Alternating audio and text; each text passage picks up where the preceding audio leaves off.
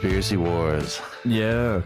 So, how's it been going this past? We skipped a week because Thanksgiving and stuff like that. How was your festivities? Oh, not bad. Yeah, lots to be thankful for. Yeah, we went out to the like family lake and stuff and chilled out. Yeah, it was nice. We usually get one more in just before it starts to get too cold. And we were running the wood stove the whole time. Oh, I bet. Yeah, we had to set an alarm basically every 2 hours to like get wood in there because like especially when we were sleeping, you'd wake up and you'd just be freezing. Oh yeah, we had frost this morning. Oh really? Yeah, everything was frozen. Oh wow. Yeah, first time this year. I didn't get any frost on my end. No. I mean, foggy windows, but I wouldn't say there was frost anywhere. I saw it on the grass. Yeah. It's been it's almost hitting zero. Yeah, getting to that.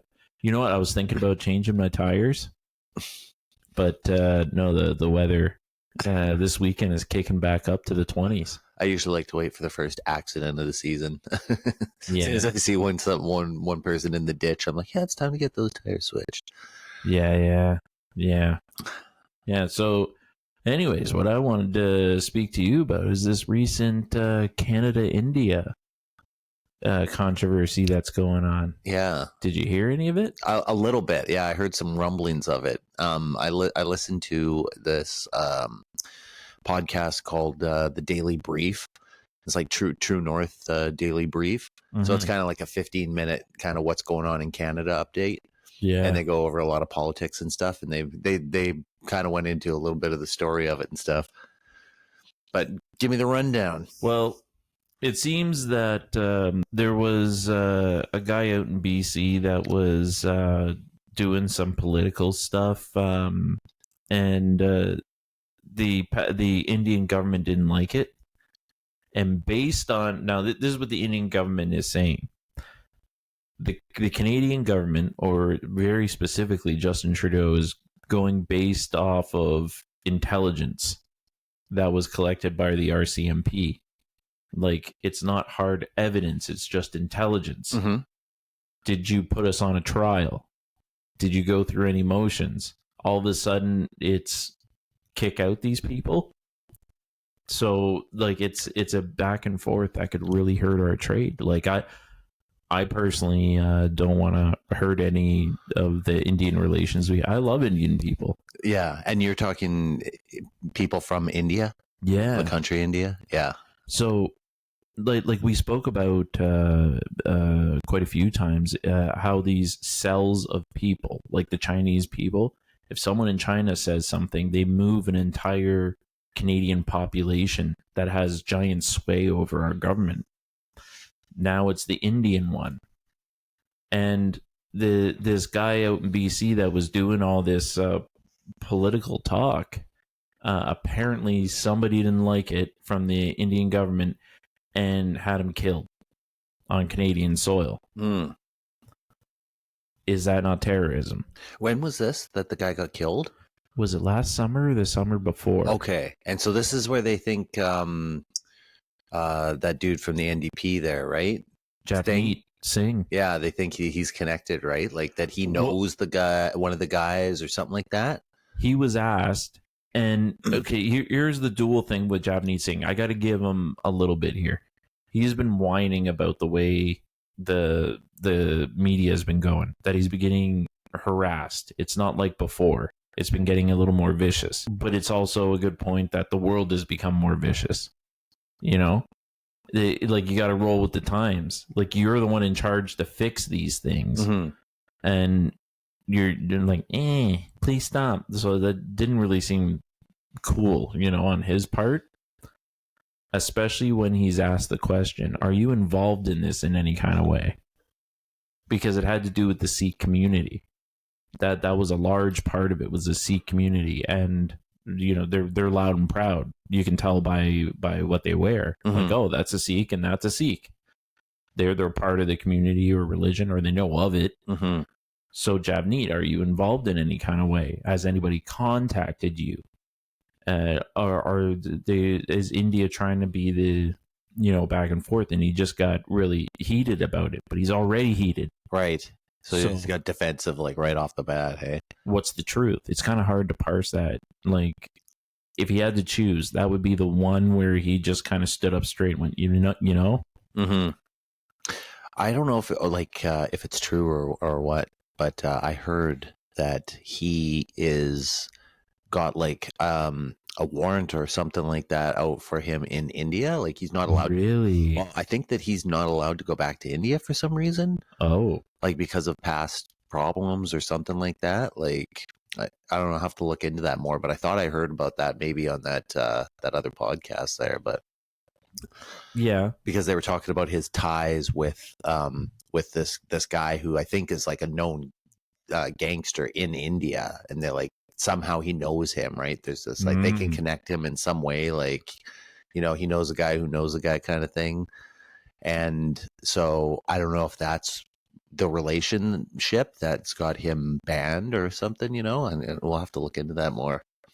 Got him banned, or could have got him into the government position. Yeah. Right? Like, that's tough. Yeah.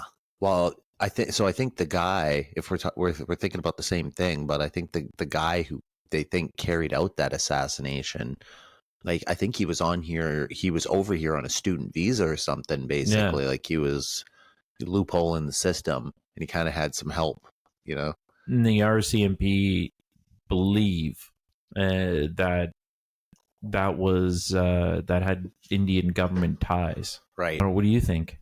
Do you think that people within the Indian government are corrupt and paid for an assassination on Canadian soil? I absolutely don't know, because I have never ever once looked into Indian politics. So fair. I have no idea. Yeah. But I just, based on blind assumption, I'm going to say they're probably pretty corrupt, because their country's kind of run pretty rough. Yeah. Like, yeah, like right now, I think they're kind of like getting screwed on everything. Like basically their politicians are just doing what our politicians do. They kind of get in, rob the system of all the money, oh yeah, we're building all kinds of stuff and whatever. And then they give the contracts to a friend of theirs, and they're supposed to build a waterway, and they, take some fucking 5 years to do a project that should have took 1. Yeah. And then it ends up going 20 million over budget or some crazy shit, like, I think it's just chock full of that kind of stuff that like people are kind of getting screwed over there. Well, we're kind of getting it over here too, right? Mm-hmm. So they're kind of just following our model, because I mean they're essentially they're still what do you call it, Europeanized, right? Because they were such a British colony for so long. Like, yeah, I think it's a lot of the architecture and stuff looks really British and stuff, right, in certain areas. Yeah. So yeah, they love the word bloody, and I think that came from England. You bloody bastard. Yeah. Tea. Mm-hmm. Man. Yeah, they love their tea. Yeah, that's the one area where British people and Indian people, they shake hands. Yeah, love and tea. Chinese. Yeah. Oh yeah, China too. More green tea. Yeah, all kinds of tea. Oh man, I remember going to tea shops when I worked in China, and you could go into just like they were all over the place. It was like a Starbucks here, but it's a tea shop, so it's like you can't get tea like in a cup. It's all the dried tea, so you got to go in there, and then they've just got like fucking bins everywhere of all kinds of different tea. Right? It all looks the same pretty much, but it's all got different prices, and you're like, okay, here's 5, and then goes all the way up to like 1,000. And you're like, for like a little baggie. Yeah, and that tea's probably got like dried up tiger bits in it or something. Yeah, it must. A shark that ate somebody. This one is stuffed with shark and stuffed with panda. Yeah. And the panda was sad when I killed it. You're gonna get all of its energy. Yeah. Have you seen that the footage of some of those zoos in China that are passing off fucking dogs as pandas? They were like, "Oh, come see the panda exhibit," and it was just chow chows that they spray painted white and black. And Yeah, yeah, it was so funny. There was a news article today. I think it was China. Yeah, please forgive me if it wasn't China. But one of the workers tried to clean the lion enclosure and didn't make it back out. And that's how they're feeding the lions now. Yeah. It's getting cheap. It's cheaper to just get like a guy off the street to come in there and Oh my God, it was an accident. Yeah. Yeah. The worker should have saw it was suspicious when they had to feed him with just a small cube of steak. Yeah. And then they lock the door behind you and you go in. Shit. Well, yeah. Yeah, so what happened with India here in Canada would you count that as terrorism if it was a government official? Yeah. So walk out exactly what this government official would have done then. Like, yeah, they would have met this boy on the street or had those ties and just like, okay, I'm going to put you in school in Canada. While you're there, you need to kill this guy. Yeah. That comes down to, basically like gangster style justice, where they would have the mafia guys and they're trying to get them convicted, right? You got to get it on tape, basically, saying, "Oh yeah, you got to kill that bastard," But if you don't have that, then you got nothing, basically, right? Because the guy over here was getting popular over there by what he was saying, and they're getting offended. I'm assuming because somebody outside of country is making moves. Cambodia was worried about, or was worried about that for quite a while. It was someone that was trying to oppose their current dictator way back, and they exiled him. You get out, go to France. And he's been living in France ever since. While I was there, he threatened to come back. He threatens to come back every once in a while. I was under her house arrest or village arrest for 3 days. Because they're like, you're white, it's not safe for you to... Everybody's on high alert for a group of white people coming, and they think they're going to start slaughtering and taking over. Really? Yeah. Oh, wow. Yeah, so you just sit right there. Like, fuck. So you had to stay inside for 3 days? Well, in the village. Just don't venture out into the town because everyone's just kind of like slanty-eyed, right? Like, sure. They're suspicious. Then they don't... I'm like, well, what about the day after? You know what I mean? Mm-hmm. The day after safe, so, whatever. I'm out of my element. I'll just do whatever they say. Yeah. But the element of... somebody from outside coming in to take over from another country is a big worry in the world. Yeah. Well, because they've had that kind of shit go on before, right? Like people invade them and try and take them over. Yeah, foreigners, just a whole foreign group. Like, even if it's not a violent takeover, a non-violent that brings Canadian culture, and now it's this whole mix that throws out this whole tradition that they had. Yeah. Architecture, you just mentioned it. That is a good point. That is a really good, smart point. Say like right now, I know I have a father who's really concerned about Muslims, and they're gonna take over. And in my head, I wonder what that would be like in a positive way. Right. Oh, we're Muslim now? Cool. That's what we do. I'll wear the hat and the shirt. No problem. Yeah. Yeah, like, hey, buddy, how's it going? Great being a Muslim today, right? Like, high five. This is our life now. Roll with it. It's not so bad. And then all of our houses are going to be Muslim then. I can appreciate how that's uncomfortable to people. Mm-hmm. We're Canadian, and Canadian means one thing. Canadian don't mean nothing. Right? Yeah. It's just a name. It's just a name, but it's a neutral area for everyone. Right. just really based on based on our the tragedy that we caused. We totally like killed well, not completely killed, but we genocided a whole people, right? Yeah. We pushed them. They're still in terrible area, and then we just this area is morally good just because we allow everybody here to mix. Mm-hmm. Well, this is one of our pitfalls that we're dealing with right now. Is this guy was gaining popularity, was going to go over there and like, you know what?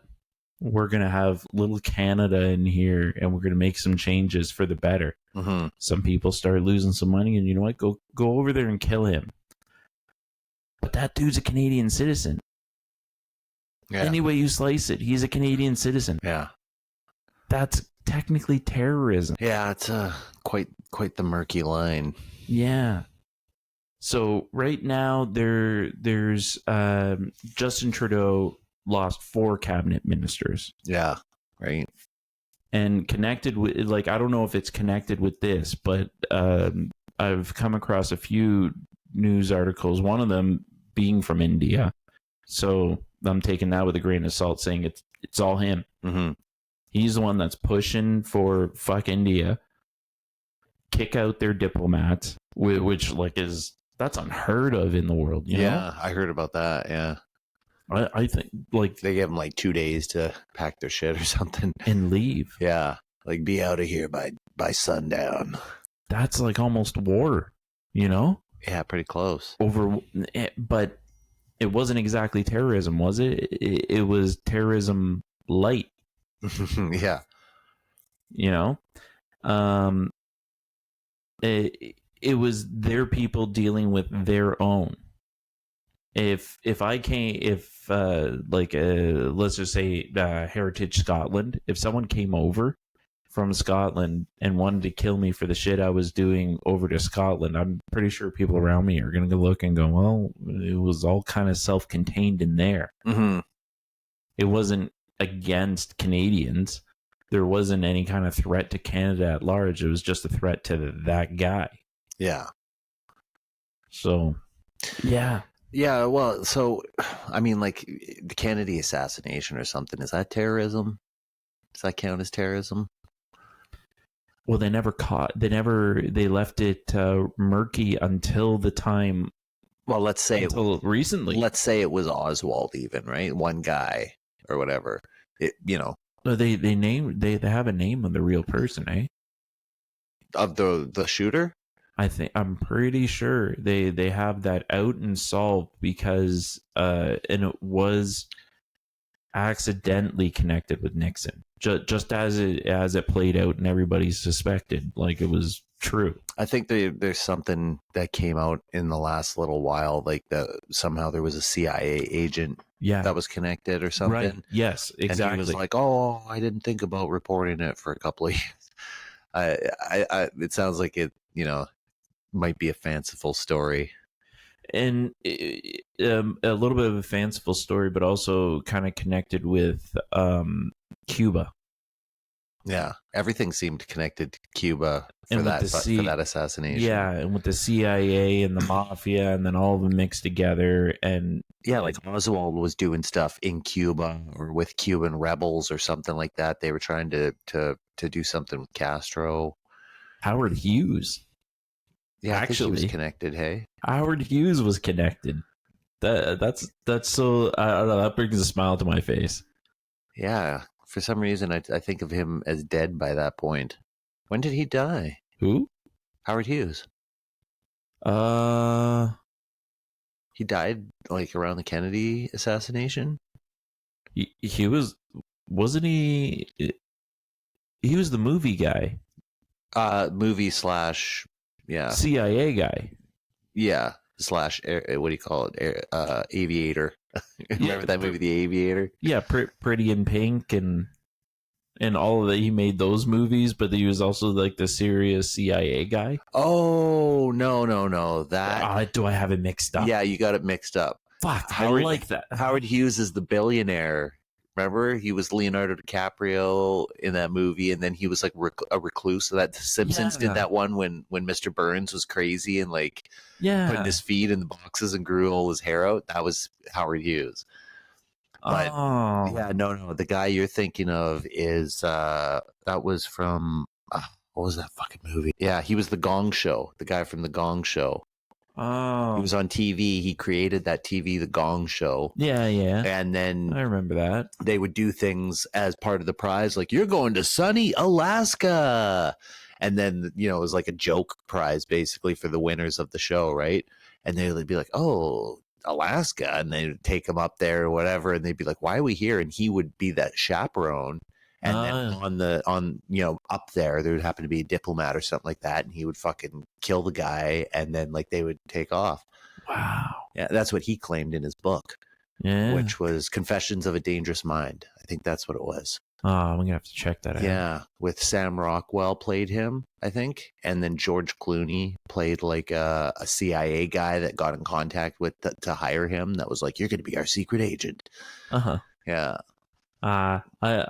I liked it when I thought it was somehow the guy from that was involved in all the CIA stuff, like made Pretty in Pink in the Breakfast Club, and that guy is John Hughes. That's hilarious. Just this hard CIA guy, and like then he made Pretty in Pink. Yeah, he was connected to the Kennedy assassination. Yeah, that's what inspired me. He needed a pressure release. Oh, that's funny. Well, just because he's a stone cold killer doesn't mean he doesn't have another hobby, So, have you ever heard anything about Howard Hughes being connected to that, or am I thinking that? Because I think he died in like the 50s or something. I'll have to look that up. I don't recall his connection. I just see the information is old at this point in my brain, and I need to reread it and kind of reestablish it. In my mind, it was a young someone connected with the CIA. Was he? I think he was actually technically American or Cuban American, and he was somebody on the side of thinking like Kenny's just fucking it all up, and the people around him protected him because he was someone who thought he was doing good for like just all the pieces fell in, and then he went and did it, and then everyone turned around and went, "Fuck, he actually did it?" He's like, "Yep, I did the job." I'm like, "Oh, we didn't want you to really do it," and that was like the sentiment of how it happened. And that guy's just, "Well, fuck, what am I gonna do now?" Like, well, yeah, we don't want to just throw you in jail for something we told you to do. And then it was tying back to Nixon with the money trail, and that was Watergate. But it still threw them off the trail of who assassinated Kennedy. It was enough for that, and that came out later because it was a big whoops all around. Right. Yeah. Yeah. In the end, like it was the same kind of thing. Like it doesn't serve anything to have that information out there. There's going to be a lot of people that are going to want it. His head, his family's head, his children are going to have a hard time. Children's children, like that. You don't want to do that to a name. Yeah. I was thinking that Kennedy family, like they got a curse going. They always have something bad happen. 2 of them died by gunshot. Yeah, and then Kennedy Jr. died in the plane crash, right? Right. Yeah, which was, I remember when that happened, it was like quite mysterious circumstances. Jackie O is still okay? I don't know what her situation is. Yeah. I think she just died of old age. I don't think anything crazy happened with her. I'd imagine, she probably wouldn't be kicking around still. Yeah, probably not. You'd hear about it. She'd be on like fucking awards shows and shit like that. Maybe. Ladies and gentlemen, Jackie Onassis. Yeah. Even bigger glasses. Yeah. Yeah. So is someone good? Like I know a lot of people are calling for Justin to be kicked out. Yeah, I know. So were you saying he lost a fourth election or something, or a fourth minute cabinet, cabinet minister, something like that, yeah, and he has to shuffle his cabinet again. Yeah, and like there's reports of close people going to him like, come on, man, step down. Yeah. And he's refusing because he's like, no, people love me. I've been everywhere in this country. They love me. I handed out donuts. They said thank you. Well, yeah, it's not really working out. The commercial that was anti-Ford, the politician, not the car. Yeah, just in case someone hears this from somewhere else. Our premier, and the difference of what we asked him for versus what he delivered is bonkers. Like it is just crazy that he's been in power for how long now? 6 years? Yeah. His family's been in too long. His brother was way better. I think his brother. Yeah. Yeah. Who's that? Steve Trudeau? Oh no, I was talking about Ford. Oh, Ford. Yeah. Ford. Okay. Yeah, no, yeah. Ford just totally didn't deliver. Yeah. What was it? Doug Ford? His brother? Are we on Rob? Yeah, no, it's Rob or Doug. Yeah, which one's now? Which one's still Rob Ford was the first one. The mayor. Yeah, the mayor of Toronto. Mayor of Toronto. Yeah. Yeah, okay. Rob Ford, okay. Yeah, Doug Ford is the one we have right now. Right. And he, like, you know the problems we have with our highways, right? Yeah, we got all kinds of fucking... Yeah, our highways with everything, problems with everything. Especially, like, our highway stretch right here, the Skyway Bridge. Uh-huh. The only way to get from Hamilton to the rest of the world, basically, because we're caught in our little pocket here, unless you go to USA. So the only bridge to get across the water is just jam-packed all the time. Mm-hmm. And that bridge has been worked on for like 2-3 years now. And a lot of people are complaining about it. And I think it's what you said about the India where a 1-year job takes 5 years. Mm-hmm. I think that's what's going on here. Yeah. And it's causing a classic move. Yeah. It's causing a lot of pain and said, okay, Ford, what are you doing about this? He says he's going to raise the speed limit to 110, To make things go faster. I'm crossing that bridge. I don't do more than 70 because, you're bumper to bumper. Oh, basically. You're lucky to do 70. Yeah. Yeah, it's normally like 30 kilometers. Yeah. Kilometers for the USA people. Yeah, they're like, hey, 30 miles, that's not too bad. No, it's slow. It's very slow. I just creep across the times I have to go across. Yeah, I mean, I'm going across in rush hour, basically. Yeah. At least when I'm coming home, pretty close. I'm heading home around 4 o'clock, so. That's the terrible time. Like, yeah, it's among the worst. Are you awarded the time for work? Like, do you meet at a shop or you have to meet at the site? Yeah. So we've got a crazy system for our work based off of how long it would take you to drive to our shop, based off of where you are. So, like, basically, they pay you anything over 25-minute drive. So, okay. Right. So they assume that, like you should be able to drive to their shop within 25 minutes. And if you can't, then they would pay you for anything outside of that. So if the job site, they pretend that whatever job site you're at is the work address. So if you're within 25 minutes of it, you don't get paid. But if you're over 25 minutes of it, then they pay you per whatever kilometers. Yeah. Based off of that. So sometimes I've been on jobs where I'm like 35 minutes away, so they pay me for 10 minutes traveling. And do they factor that by Google? Yeah, 100% Google. That's not factoring in the traffic of the time. No, of course not. No, they go 100% based on kilometers and radius. It's not time based at all. Yeah. Yeah.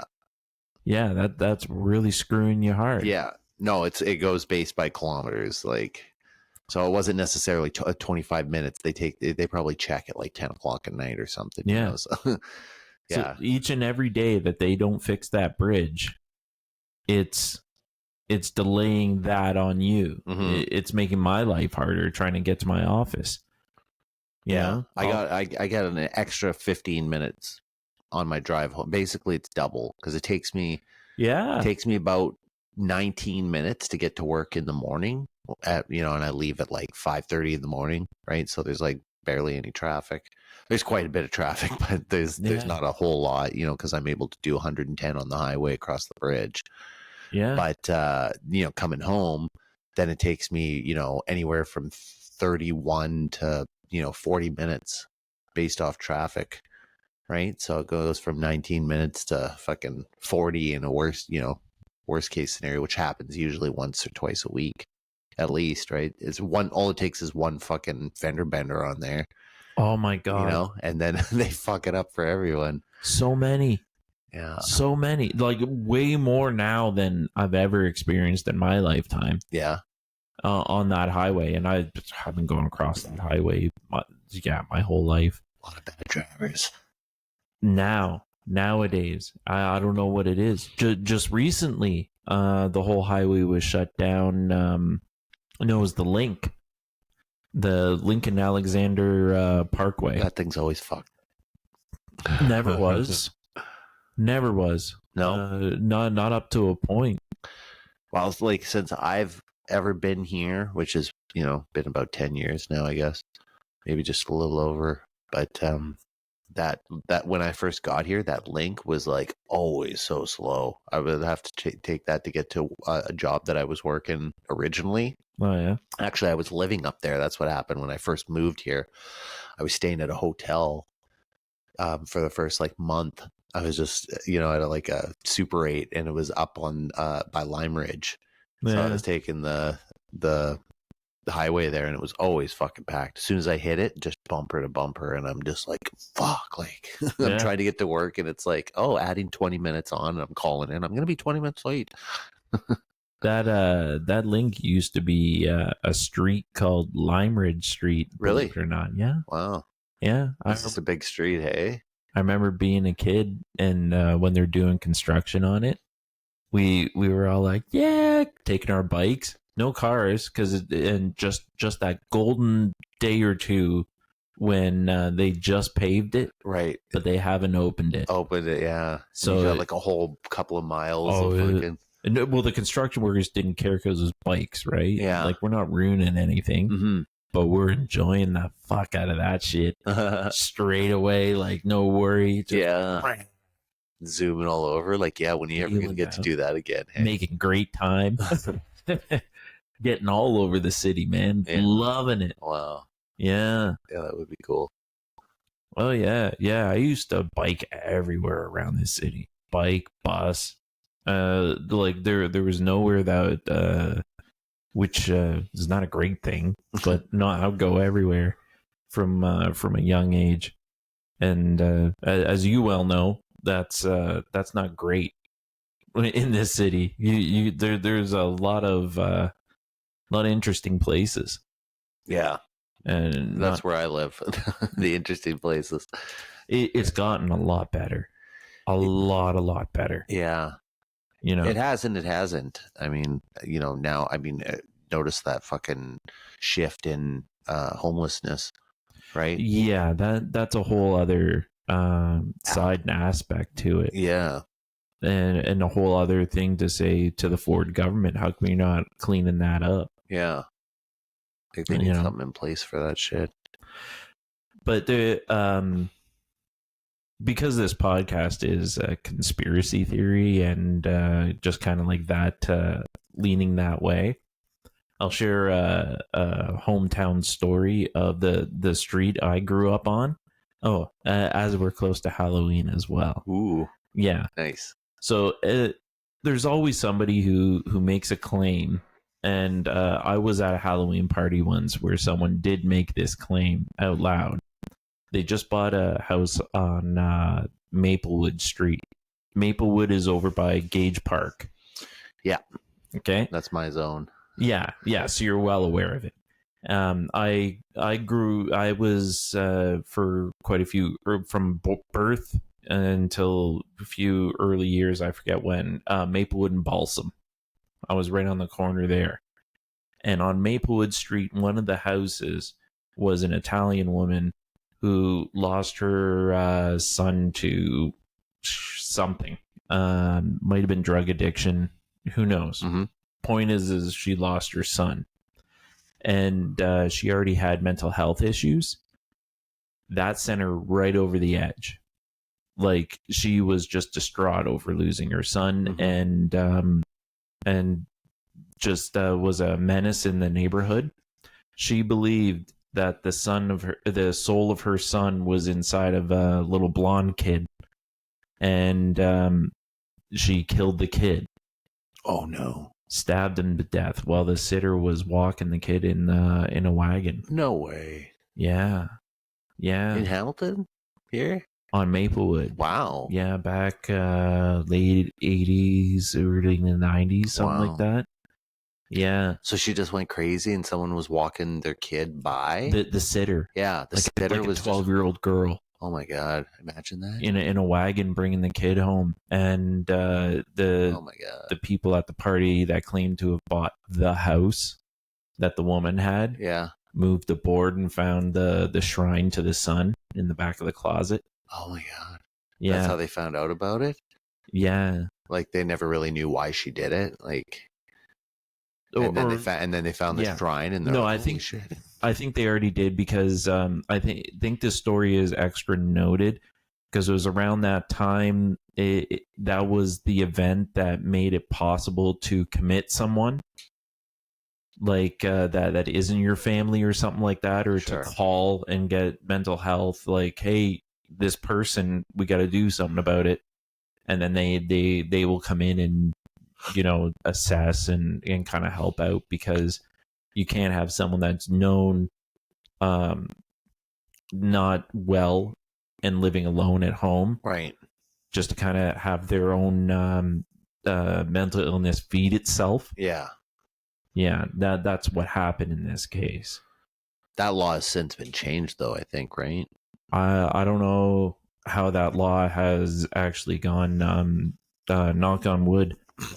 Well, I think they're arguing about it now, right? Because I think that's kind of some of the tension that's been kind of going on between these political parties lately, is that, you know, basically they want an option, like the Conservatives want an option for forced treatments and stuff like that, right? Like, I think they're back in the idea of forced treatment, which we used to be able to do. If you thought somebody was crazy, you used to be able to, like, you know, anybody could kind of admit them and be like, hey, my neighbor's insane.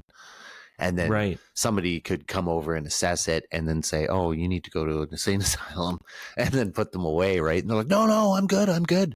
So, you know, and then, you know, that's how it used to go. And then I think they took that away, and they're like, oh, you shouldn't be allowed to forcefully put someone into an insane asylum if they don't want to go, which seems kind of like a good idea. But then it moves on to treatment. You know, I mean, they move basically mental illness into the same realm as drug addiction. And then it's like, okay, well, you see these people like on the street that are just like zombified, you know, hung over. Like, I've seen lots of guys that are just in that hunch over, right? Like they're touching their toes and they're just standing there for, like, you know, an hour basically, like touching their toes. And, you know, those are guys who are just like, you know, on the drugs. Yeah. That, you know, you can't forcefully say, hey, you need to go into this rehab, you know, program where they're going to, you know, put you in this facility and keep you locked up in there for a month or whatever until you're clean. Well, the book by William Burroughs, you know who that is, right? Yeah, the beat poet. Yeah. He spoke about jail being the 30-day cure, and how his heroin addict group needed to go to jail ever so often. They would admit themselves to jail, to a cell, right? And like put themselves in voluntarily, or commit like a petty crime so that they would get put in jail. It could be a mixture of both, because they knew that their addiction was growing too much, and they needed to put themselves out to lose their tolerance a bit, and that required them to be locked away to get that done. Yeah. Isn't that happening now with the camper? You know what I mean? And so isn't those campers mental illness? Mm-hmm. They're not. I don't see them going to jail a lot. I see them out there in the winter. Yeah. I don't know how. And it's not like they're making a life there. Like they're not. They're just surviving, literally. They're taking Just garbage barely. bags and exploding them in the middle of the camp, and then just like animals rummaging through them, Yeah. bag after bag. And that's the problem. That's the real problem. That seems mentally insane to me. Yeah. Yeah. There was one that was like right by Main Street Billiards. Do you know where that is? Yeah. Yeah. So that park that's right across the street there. That little triangle of grass. Yeah, yeah. Like that's a hotbed right now, right? There's like a huge encampment that's there. And I passed by there like a couple weeks ago, and there was an entire rack of bikes. Like in a huge rack. It was all of bikes. And I was like, oh, that's a weird place for them to move the bike rack. You know, it was like electric bikes and all kinds of stuff, right? And all these homeless people were around, and I was like that's a really odd place to put the rack. You know, yeah. Who wants to park their bikes around all those, encampment setup, right? I wouldn't, right? And then so my wife was telling me this news story, and she's like, yeah, so like the police are trying to figure out how to break up that encampment because those guys stole an entire bike rack. And so that's what they did. A couple of them picked it up from two ends, and they moved it to their encampment with all the bikes on it. And isn't that enough to put them away? Yeah, you would think so, right? But then I'm sure it came down to, oh, well, that wasn't me. That was that guy over there, and they can't even get a question out of them because everyone's so fucking fucked and their eyes are slitted. And, oh, it wasn't me, man. Yeah. And they, the jails might be full. Yeah. That's another thought. Yeah, it could be. I don't know. What are we going to be like a Brazilian or an Asian jail where we just start piling people on top of each other? Oh, it broke the law. I think we're taking an approach of just like, well, let them stay in the camp, but we're not addressing any of the mental health issues. Yeah. Well, maybe that's why they don't quite need a jail situation, but still like a lockup. So, I mean, it's kind of like jail, but it's like, oh, okay, well, you guys did, petty drug-related crimes, then you have to go to a rehab unit where, you're basically put in a jail cell, but it's like, it's all painted white and it's like padded, and there's like doctors there, and then you'll be on methadone to like get off whatever you're on, and, Maybe we can instead of like a jail and any like the thought of like rounding people up and like processing them, maybe we can take the idea of a soupy. Did you guys have that in BC when growing up? A soupy? I don't think so. What's that? Soupy is the quick word for supervisor. And the if you go to parks and there's like a gang box that's chained to a tree, that's what it's for, is the soupy. Okay. The city would pay for a 16 to 18-year-old, usually girls, to go to the park between certain times in the summer and be ready to play games with the kids. Okay. And in that box is utility balls and like lawn hockey sticks, just like whatever to keep the kids occupied. Right. Teach them how to make crafts and stuff, and shit like that. Mm-hmm. Just be someone in the park, be a presence, community. So what if they did that, but with a mental health person in the camps? Right. You want to be in a camp? Well, you're going to have to deal with a soupy coming around. Yeah. You guys want to play some games? Hey, a little soccer? Yeah. Let's play Stop the Drugs. Here, let's read a pamphlet together. Yeah. Right? Information. Just be so annoying, but like, fuck it, I don't even want to live in a camp anymore. Yeah. I'm going to do what he says. I can't take it. I need a needle. How about a Hershey's bar? Yeah. An apple? You want to eat an apple? Yeah. Yeah. And they can dole out the methadone. They can make sure there's clean needles. They can be that they have a constant devil on their shoulder. Like they need an angel there. Yeah. Talk them out of it, encourage them, that kind of stuff, right? Yeah, the intention, where the intention comes from for that is not a I'm gonna round you up and jail you. And so like, come on, guys. Yeah, it's more of just a pestering and encouragement. That's what they're doing to us. Yeah. Right? Fight fire with fire. They pester us, we're gonna pester them. Yeah. You know, I'm bringing an acoustic guitar. We're gonna start singing songs. And they're all going to be awful. Yeah. They're all going to be about being together. Yeah. You know, you're going to want to sleep. I know that. Hey, get those eyes open. We're not done the chorus yet. Yeah. Clap your hands. Please, I just want to pass out. No, we still got 2 more choruses to go. Yeah. It's Halloween time. We're all practicing that Michael Jackson Thriller dance. You guys are already zombies. Let's go. Yeah, right. I'm sure they could pull it off. Yeah. You know, let's have some fun with it's the denial of it. That's what I hate is this doesn't exist and it's awful. Like, how about this is a real thing? Go up and hug it, no matter how gross it is. And here's me saying that. It's not like I'm in the camps helping them out. I'm safe in my house, looking out of my window, going, no, damn camps. I try to avoid them as much as I can. Yeah, I haven't talked to one camper. I take a wide walk around that. Mm-hmm. Yeah, absolutely, I do.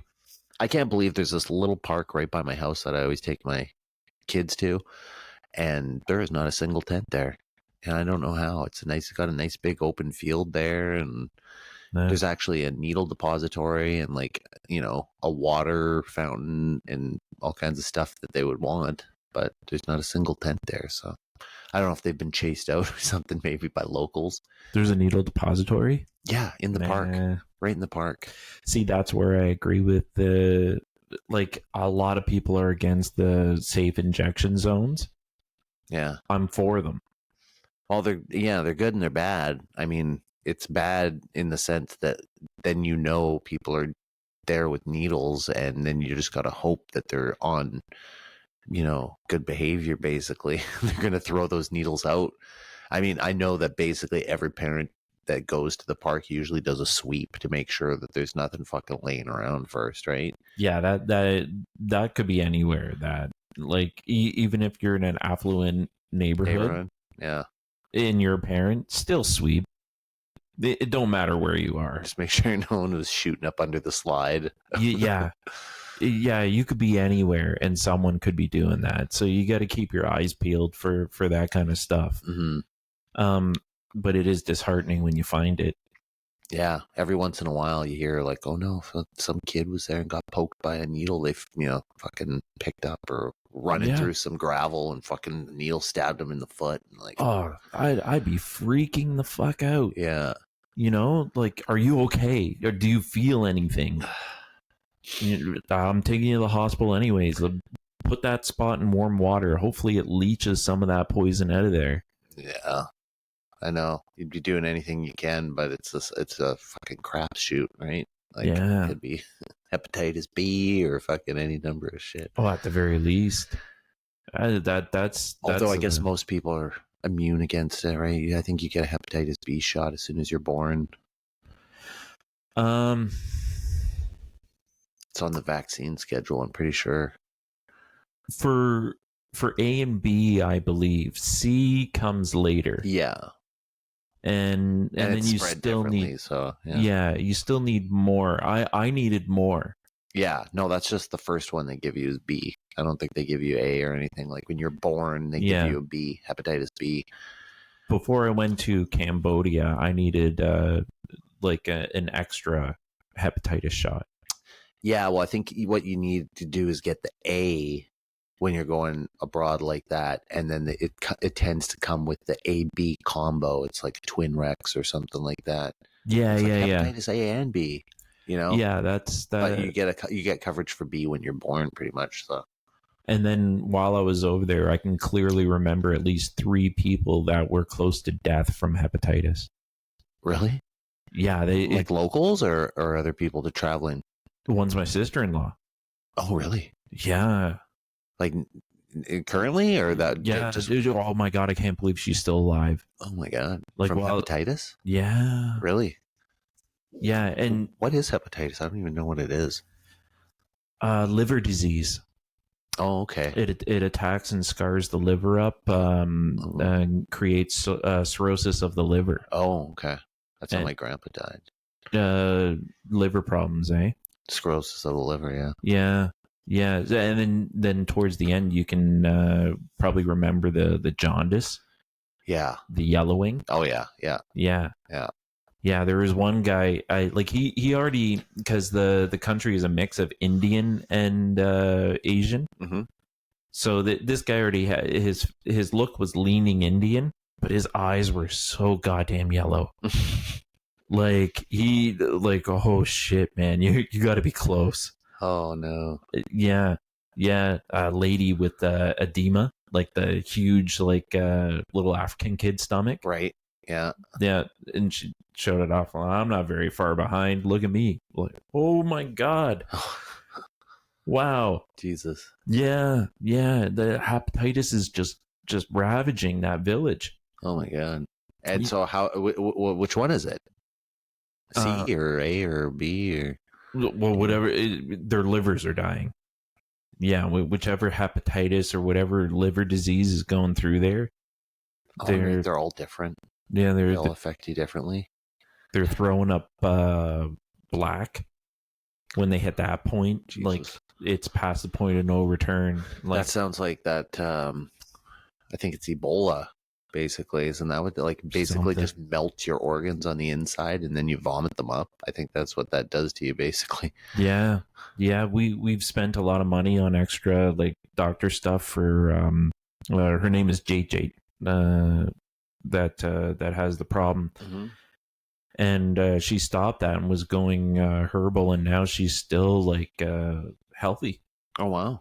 Tried to go natural and yeah, but she's already done the black throw up, so we kind of know that it's that's stage 4 or whatever. Yeah, right? Yeah, something like that. But she's turning around in stage 4. It happens somehow. It happens. I heard a story just recently, actually. This lady on a podcast, or maybe it was a dude, I can't remember now, but he was going on about taking, or no, it was a woman, and she was taking what was a certain mushroom. It was like a turkey tail. So it was turkey tail mushroom and apricot seeds, which apparently have cyanide in them. And so she was taking some mixture of these cyanide fucking apricot seeds and this turkey tail mushroom. And she's like, oh, well, the recommended dose is 1 capsule per day or whatever. And I was taking 13. And well then, yeah, and among other natural things, but she's basically they told me oh, you've got 2 weeks left to live. We just found out you've got stage 4 cancer. She's one of those people that they took her in and they're oh, we just found that you've got it, and you basically could die any minute now. And so she was like, oh, okay, well, what can I do? And they're like, oh, just pick out what box you want to be buried in, basically. So she was like, okay, well, if I got nothing to live for, I'm just going to give it a shot. So she researched. She said she spent basically 45 minutes researching.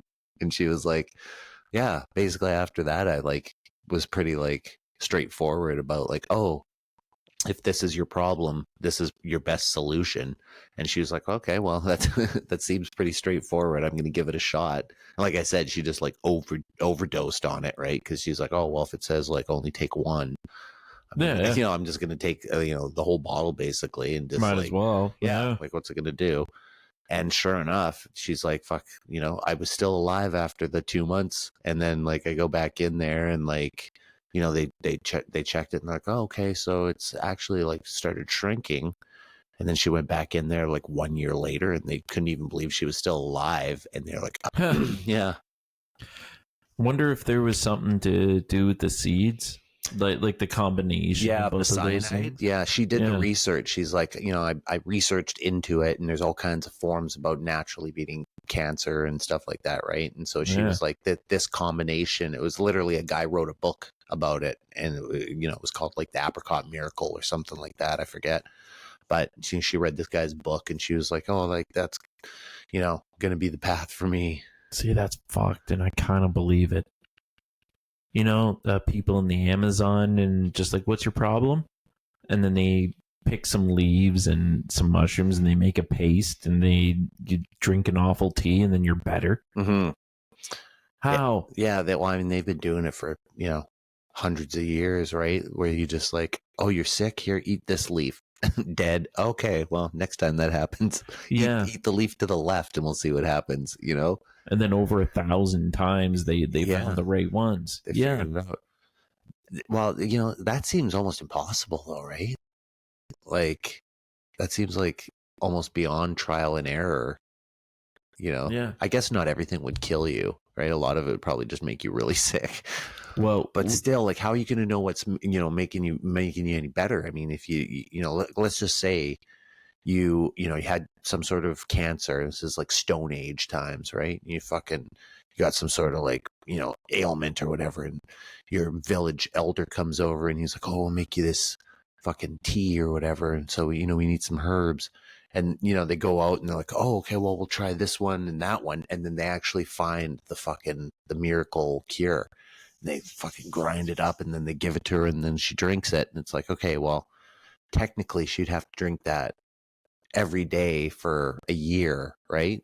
So like, how are they going to know if that works, right? They'd have to literally spend a year feeding you that one concoction, be like, oh yeah. That mixture of root and everything, it worked, But it doesn't.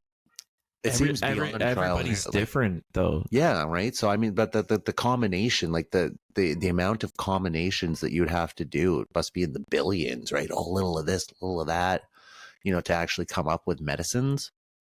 Natural medicine seems like it would have taken like 100,000 years or something. Yeah. That's why the idea that like medicine was handed down from some sort of higher being, right? That's pretty prevalent in a lot of cultures. Well, one we know for sure is we're supposed to be very careful of grapefruit. Do you hear that one? No, I did not. Be careful with grapefruit. You're supposed to eat it like every morning. But it also has a tendency of making any medication you take go ×2. Okay. I think I heard something about People were getting sick and it took a while and then they figured out like, holy shit, grapefruit will supercharge some medications. Right. Because like, that's like one of the, for a long time, like when I was a kid, that used to be like the big thing, for a long time, the health craze was like, yeah, in the morning, you cut up a grapefruit, you eat half a grapefruit, and then, hard boiled egg, and that was the thing. And my mom used to have this fucking big bowl of grapefruits. And like every morning, for like probably a good year or two, I was like cutting up grapefruits and fucking I'd have like a half a grapefruit, and they were always around all over the place because my mom had probably read this story that they're like really good for you. I hate them. Yeah. They're an acquired taste. Yeah. It's like a bittersweet. It's gross. Yeah. And then when there's always a juice. Oh yeah. They're messy. Yeah. They're and that juice is so tangy and like, yeah. I had to read the package and the French pamplemousse sauce. Pamplemousse. Yeah, that sounds gross. I don't want it. Yeah, hold the moose. Yeah, and so we did find out that just the addition of a little bit of grapefruit can double it. So what if somebody taking cancer medication is just like, you know what, I'm going to take grapefruit too, and like, holy shit, it's gone. Is it these things? Is it the person? Like if the person has grapefruit, if I have grapefruit, it won't work. But if that person has grapefruit, it does it that way. I think that's certainly possible. Mm-hmm. Mm-hmm. And then how much of it is placebo? Yeah, that's a thing. How much can you will yourself? Yeah. I remember a buddy of mine telling me a story once about a kid. I don't know if how true it was, but he was telling me like this kid that was, I think, 12, 13, something like that, really young, and he got diagnosed with cancer, and he was doing this like meditation where he would lay in bed and just imagine that like his white blood cells were like these like fighter pilots and stuff, and they were like going through his body and fucking and he would just spend hours like just laying there pretending like his blood was attacking the cancer. And apparently like had an effect on, like they were noticing like that things were shrinking and stuff, and it was like almost by willpower. I've heard that a part of cancer literature that's given out of just like, why not? Yeah, well, because it's like that thing like where you're fine, and then all of a sudden, oh geez, I got a stomach ache, and then oh, I'll be fine, and like you put it off and you put it off, and it's like 2 months go by, and then finally someone's like, you got to go in and get that checked out, and you go in there and the doctor's like, oh, you've got stage 4 stomach cancer, you're gonna die here, like I can't even believe you're alive, and then like 2 weeks later they're dead. You hear about that all the time. Like they found out like they were fine. It seemed fine. They go in and they found out that they had stage 4 and they died like 2 weeks later, because it's like they're in their mind, they just give up. Mm-hmm. They're like, oh fuck, I got stage 4, and they just go home and they're just like, oh, okay, well, I guess I just nothing I can do about it. I'm dead, and they just accept it, and their body just kind of shuts down. Mm-hmm. Whereas if they're just like, oh, I'm gonna beat it. Like that mindset puts them into like right away, like that they've got, resistance in their body. It seems like they can hang on a little longer. Yeah. I've always felt that about myself, and I hope I'm not jinxing myself, but that no matter what happened to me, I'll just be able to will myself out of it, because it's kind of been the way life has gone anyways. Yeah. There's just like a deep feeling I know in my bones, like it's gonna play out like this, and it usually does. It turns out to be harder than I imagined, but I always end up out the other side, and I just know I'm gonna live a long time, and I don't want to. Like I know I'm gonna go way past the point of it being like I should have been gone a while ago. How far do you think you could make it? I think at least 80s. Yeah. Okay. Well, I think that's kind of the median now, isn't that's what they kind of expect people to make it to 80, or is it earlier?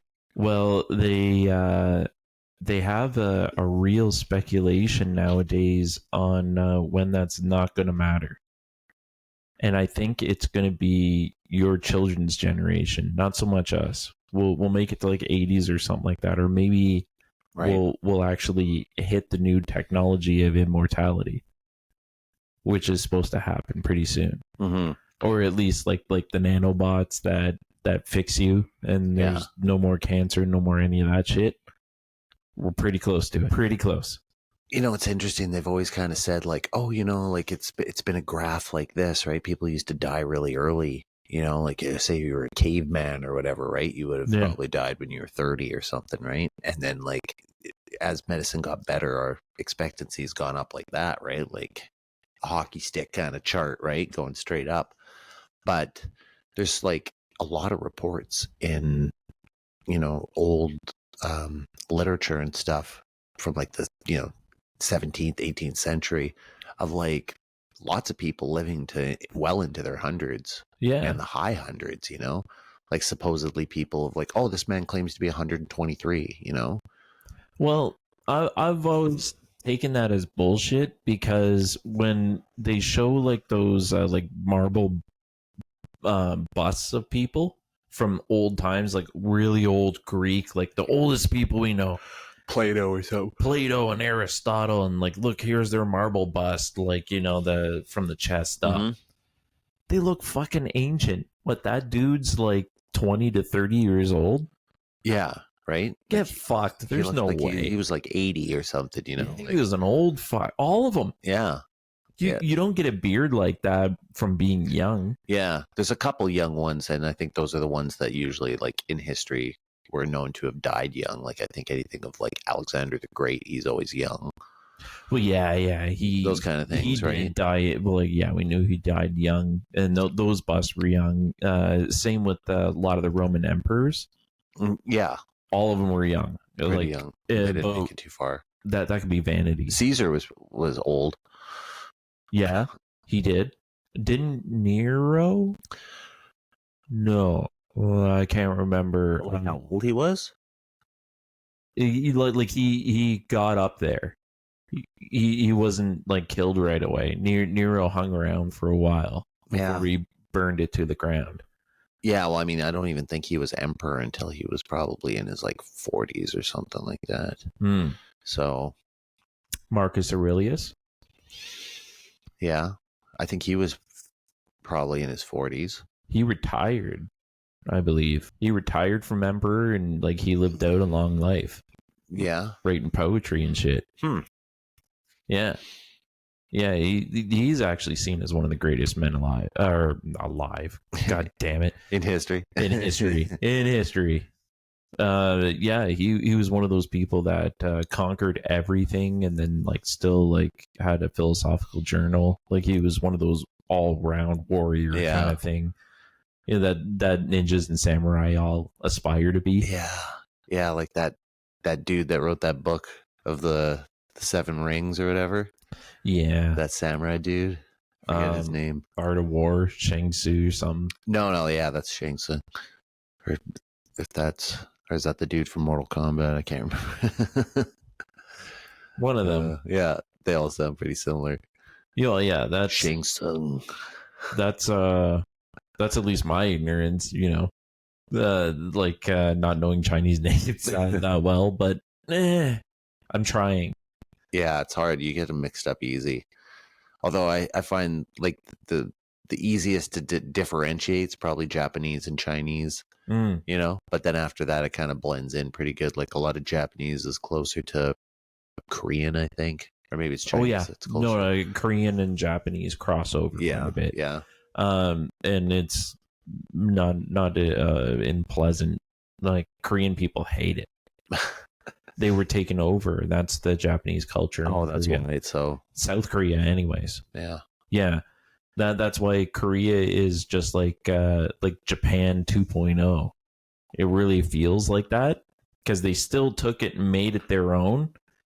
But it's still Japanese to me. The Korean dramas, they're all over Netflix. Like that just looks like Japanese TV to me. But you know, yeah, I guess it'd be the same for us if like America took us over and we're talking like this because it's American influence. We'd still be like, nah, America, nah. Yeah. But yet we're speaking their language and we're in their culture. Yeah. Exactly. Yeah. Well, what other crazy shit's been going on? There's some stuff I wanted to talk about, but I'm trying to remember now. I've been trying to keep watch of any kind of alien. Yeah. Out there. Perfect. Nothing. Time is almost up. Yeah. Well, on a similar note, you know, we've got that mini moon, right?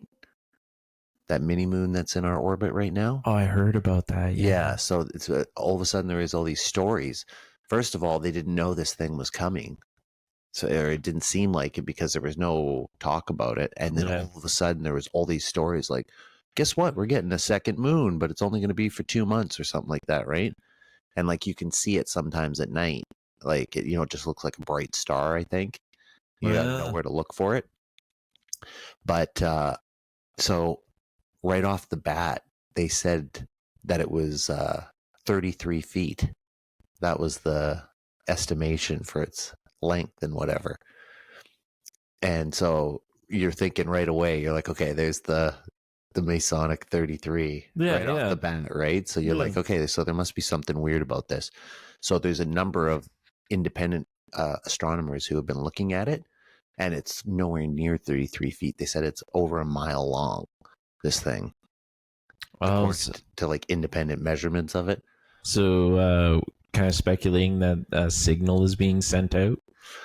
No, they're signaling just that this fucking thing that's like in our orbit is not anywhere near as small as they said it was, and it seems like it's not in our orbit, but it's spiraling closer to us.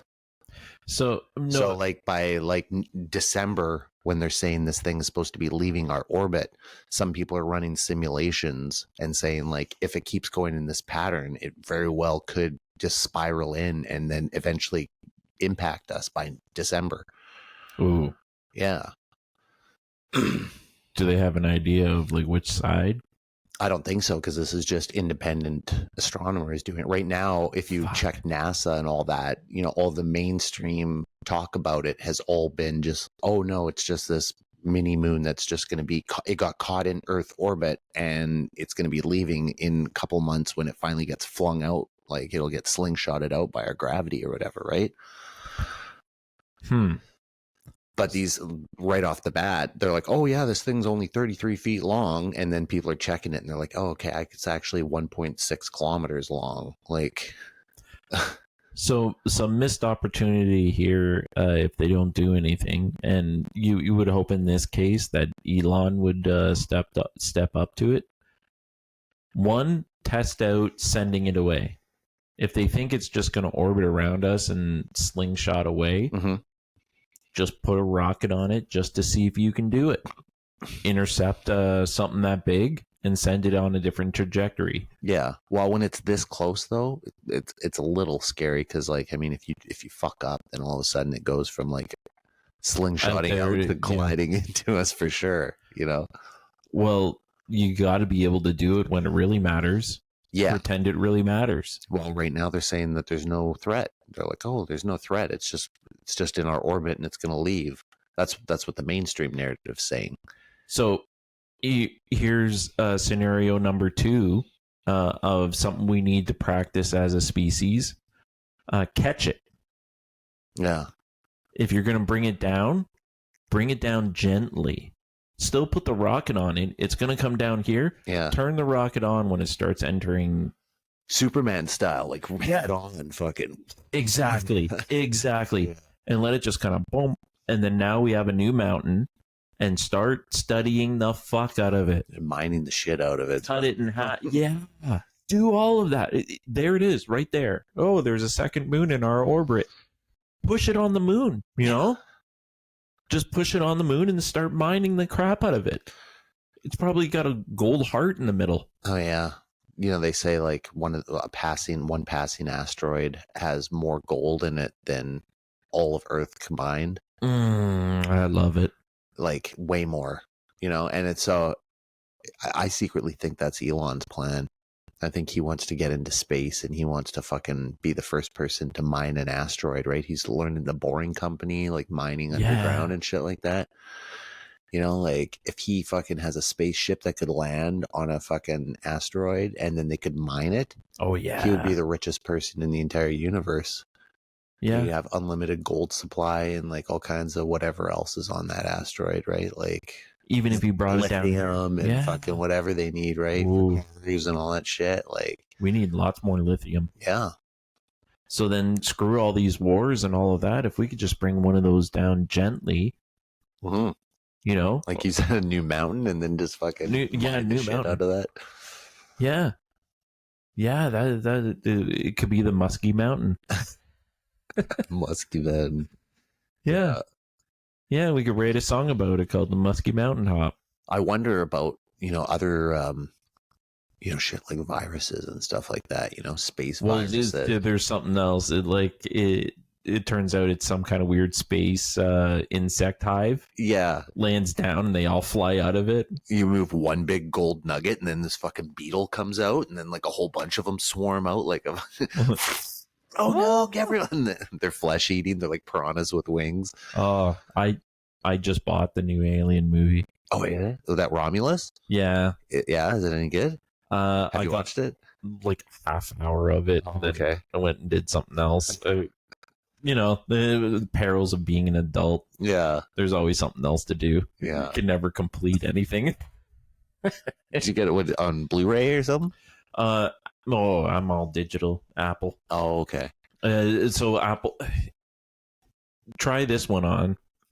So because it's like still kind of just out of the theater and close to Halloween, they advertise like Alien Romulus. Now you can get it at home. To have an early movie at home, they charge $34 for it, figuring it's 2 movie tickets. Wow. Yeah. Is that to buy it? To rent it. You're just renting it, so you've got a link or whatever that you can go watch it for 48 hours. 48 hours. Call your friends over because you can watch it early. Wow. And you've only watched a half an hour, you see? Oh, no. Or you can buy it for $39. Okay, so you rent it for $35 or buy it for $39? Yes. Basically. That's fucked up. Oh, I splurged the extra $4. Yeah. Who's not? What? You know, who's going in and afterwards, what? I could afford more dollars? Fuck. I know that's a bit much to spend on a brand new movie. It's crazy. I know. Oh, literally crazy. I know it is, but this is a week that I'm off, and I know for sure I'm going to be able to dedicate some time to watch it, like really watch it. I didn't want to half watch it in pieces. Yeah. Like I love the franchise, or I love the first couple of movies. Right. That's accurate to say. Like Alien 1, 2? Yeah. They hit it the right time. I think number 2 especially. Yeah. Is that the one when they put up like the turret gun and stuff? And it's like gunning them down in the hallways and stuff. All the awesome shit. Mm-hmm. You know, the one with Paul Reiser in it. Yeah. That's when we were prime age, you know. Yeah. Boys just ready for alien movies, and they delivered. Yeah. You know, man. So many classics. Oh, The Abyss. Do you remember that? The what? The Abyss. The Abyss. Oh, yeah, that one where they go deep in the water, and then that like water being comes out and it's like talking, or you know, I forget if it's like telepathic or what, but like. Well, yeah. That still is an interesting point of the ocean. Yeah. The ocean still needs to be looked at. The ocean's still where the aliens are supposed to be. Yeah. Bermuda Triangle is supposed to be a thing. We've explored less of the ocean than we have space. I think we've got more space like of an immediate like orbit. Oh, for good reason. Yeah. Yeah, the ocean's scary. Yeah.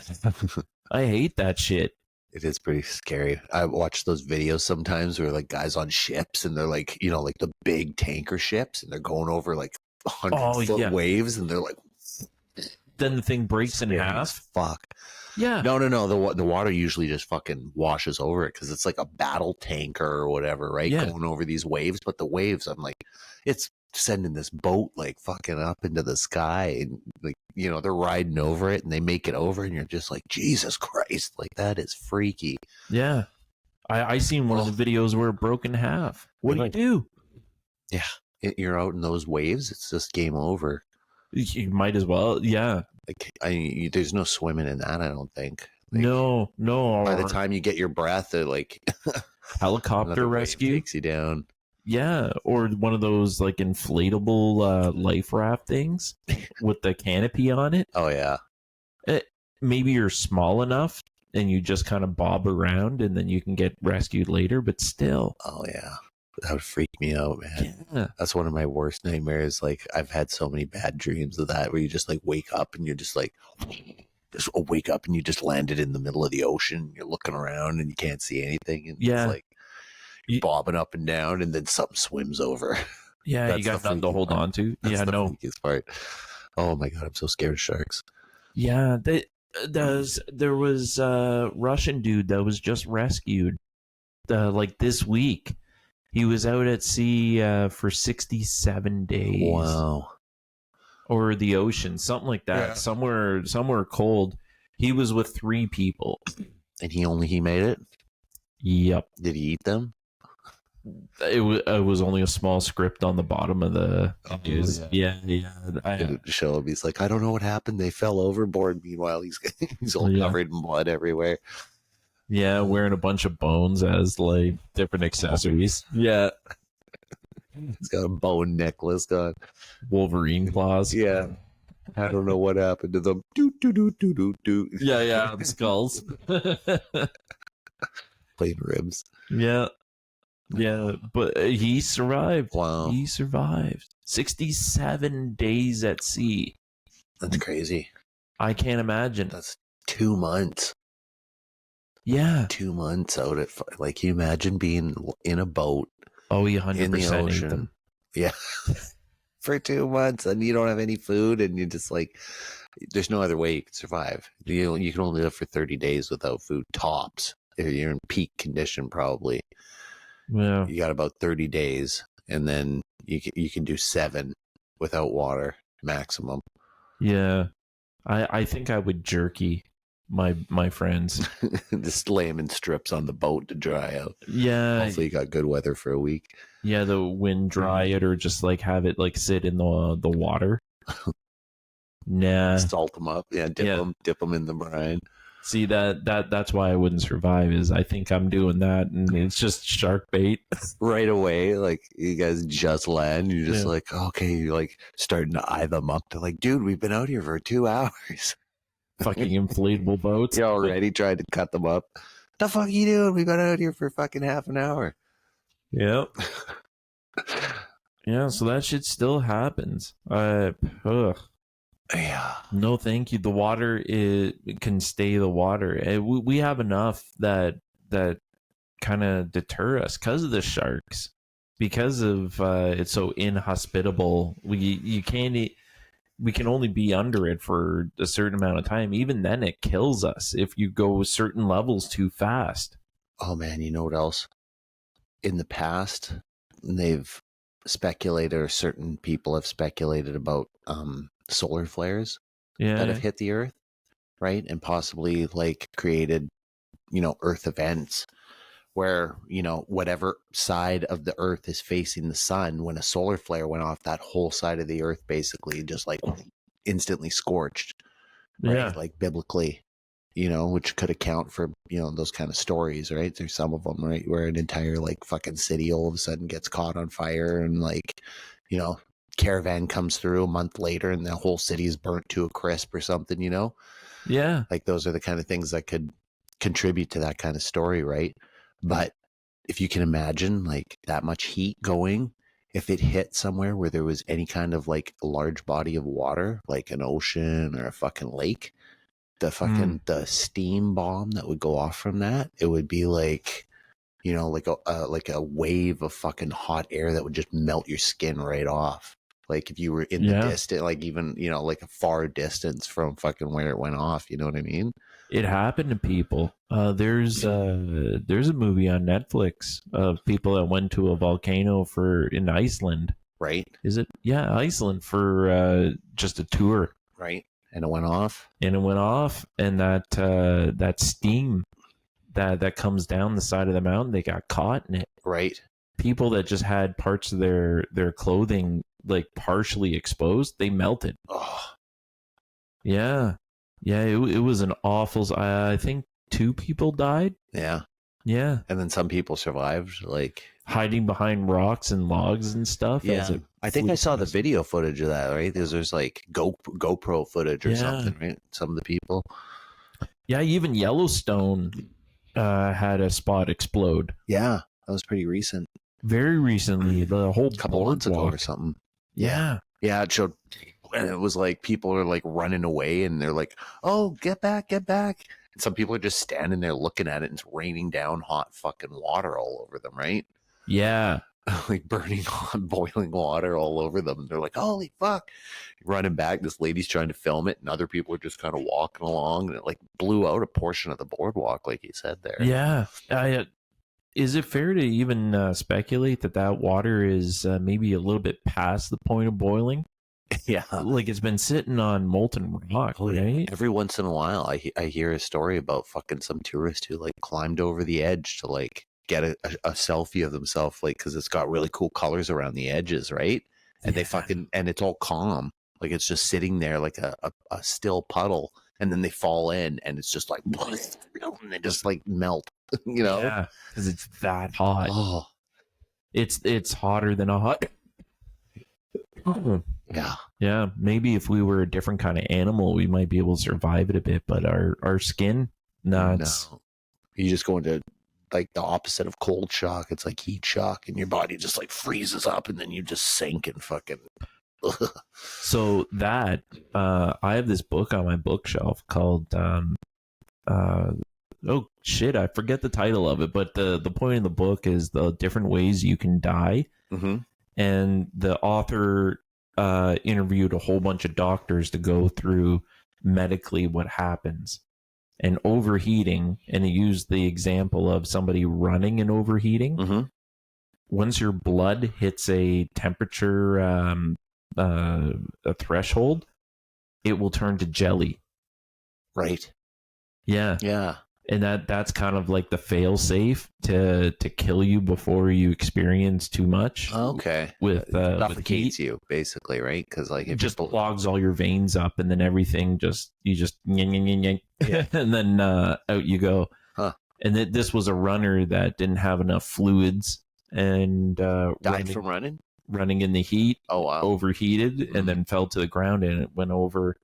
Once it hit a certain spot, the blood in the body just kind of climbed in temperature. Right. It stopped putting it down and started putting it up.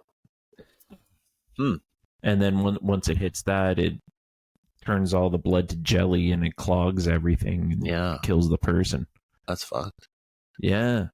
Yeah, lots of different ones. Dehydration was an interesting one. Yeah. You can't let them drink water after a certain point. You just have to put wet cloths on the skin. Really? You can't even just like sip it? They'll kill them. Oh, really?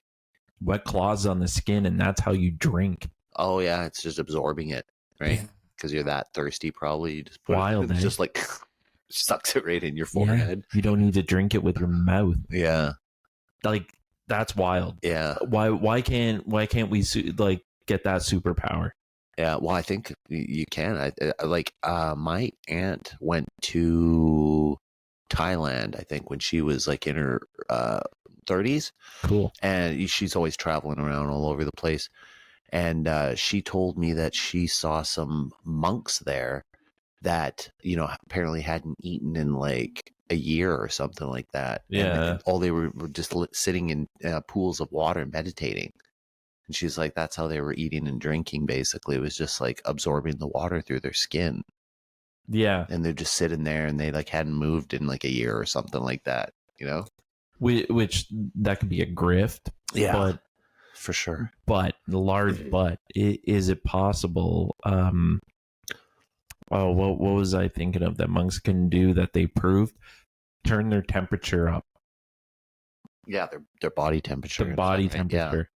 They would get cold, wet blankets and be up in the Himalayan mountains, and without shirts on, they put the wet blankets on them, and they steam dry. Right. Out in the cold. Yeah. Like, how? That's crazy, man. Yeah. It's they've got it, I think, through breathing techniques, basically, right? Mm-hmm. Kind of like Wim Hof there. Yeah, Wim Hof's method deals with utilizing carbon dioxide as much as oxygen. Right. And over oxygenating the blood, and finding a way to do that. Over oxygenating the blood usually makes us pass out. Right. Right? Breathe real heavy, and if your head isn't upright, like you're bent over, you're liable to fall onto the ground. Mm-hmm. That's usually if you got an outside force or something, though. Like if you just sit there and hyperventilate, kind of, you shouldn't pass out. You should, kind of feel like endorphins and stuff from all the oxygen, right? You get lightheaded, and like that's oxygen, going through your body. Like it feels like it's like detrimental, but if like you can focus on it, it's actually like getting you really alert and stuff, right? Yeah, there's that within the Wim Hof method to see a difference between oxygenating and carbon dioxide within your body is looking at your fingertips. When your hands are white, that is more of the carbon dioxide in your body, and then the red, the blood is flowing. That's and the science behind that is when you don't have enough oxygen, it starts pulling the blood from your extremities to go to the vital organs to provide oxygen there. Right. So when you hit that, then you reoxygenate and get your body used to it. There was a Chinese guy that could will it. You can see his hands go white and then red and white and then red, and he says he's controlling his oxygen levels in his body. Is that the same dude that could start the fires? Probably. I think it might be, to tell you the truth. Yeah, I think that really is the same guy. Because there was like a journalist team that was like following him to like see all this stuff that he could do, basically. Yeah. Yeah. I saw them do like the last thing that he did on camera for them was basically like move a can with his mind or something like that. Like it was across the room, and he was like trying to push it, like, you know, using like his mind, and he like waved his hand and it was on the other side of the room, and the can just like kind of tipped over or whatever. Yeah. And then I forget what happened though. Like it might have been a glass. And it like fell. He tipped it over, and then it smashed, and a piece of the glass flew up, and it hit somebody that was nearby, like a cameraman or something. Yeah. And it like cut their cheek. And he got really upset about it. And he like apparently he told the crew, you know, like, because they were doing this documentary about him, right?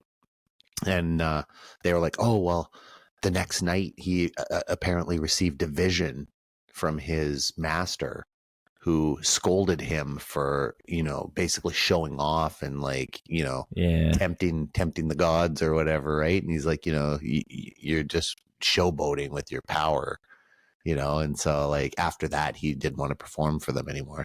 Yeah. Yeah. Did he really tap into something that was that extra bit?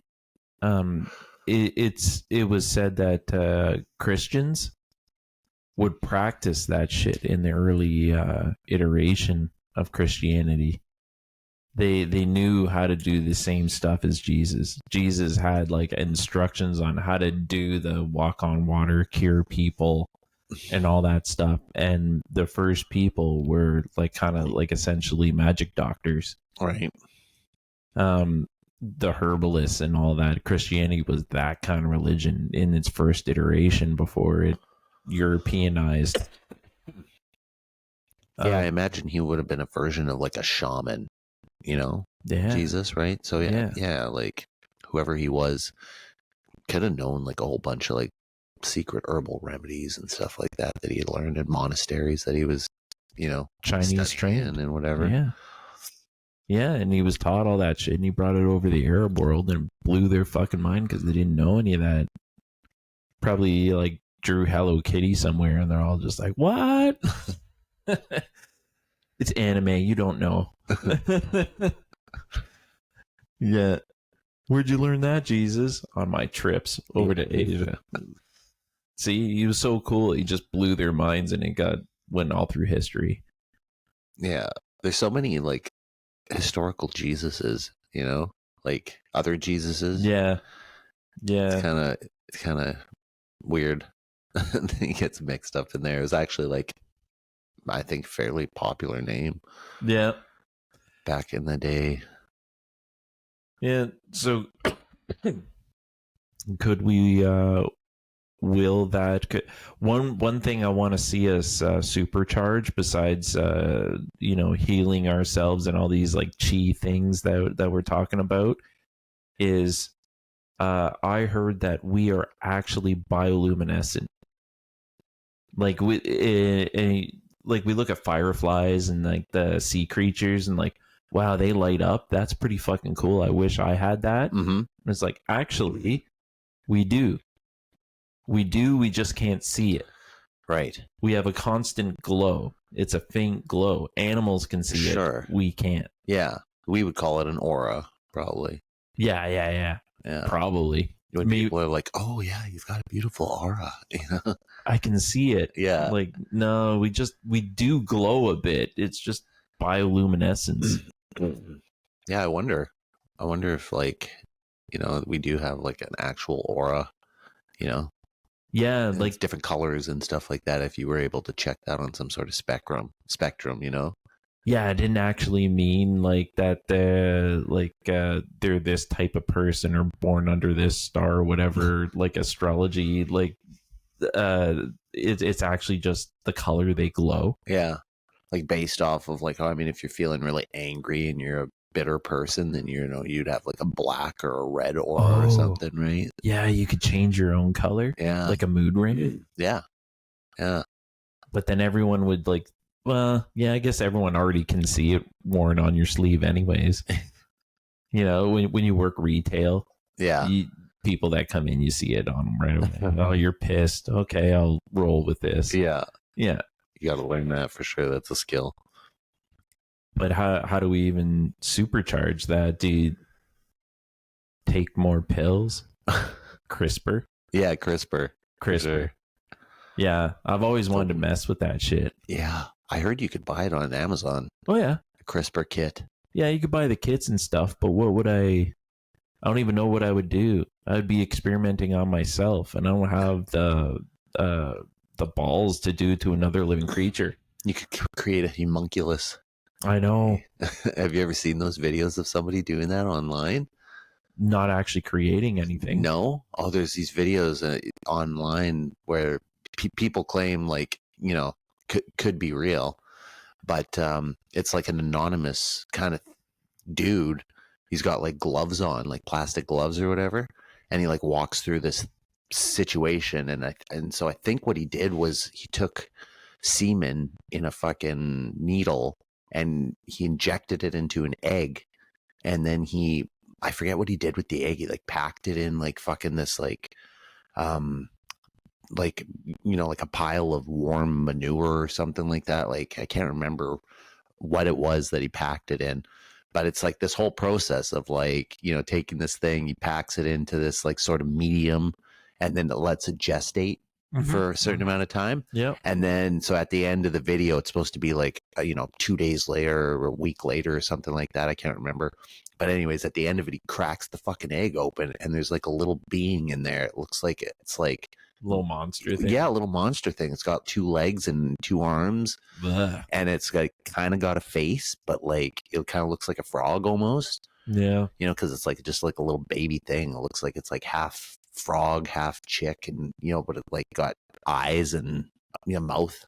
Yeah, I'd want to believe that. Yeah. And I was like, holy fuck, like that's a hell of a fucking fake if that's what Yeah. I mean, just to go through the process of like making a fake egg and all that shit, like it looked pretty fucking real. Oh, people will do that. Yeah. Yeah. The people with the time, right?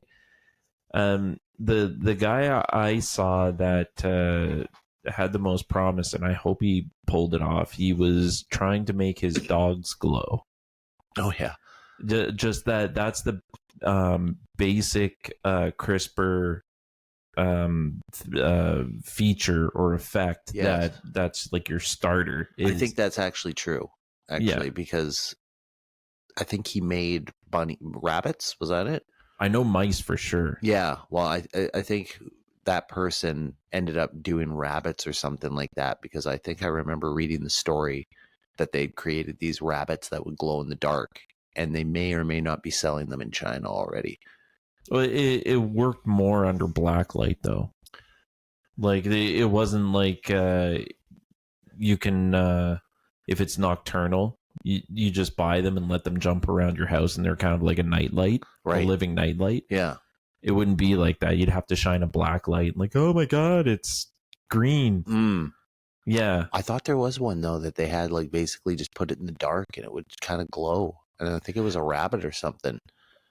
I think maybe they did get that where it just does glow and you can see it. I know in China they have this other thing where like they have these bioluminescent fish, where you like Oh, in yeah, the yeah. dark and they just like glow in the dark fish, Yeah. right? But they just take regular fish and they inject them with fucking this glow in the dark solution, and Yeah. they only last about 4 days.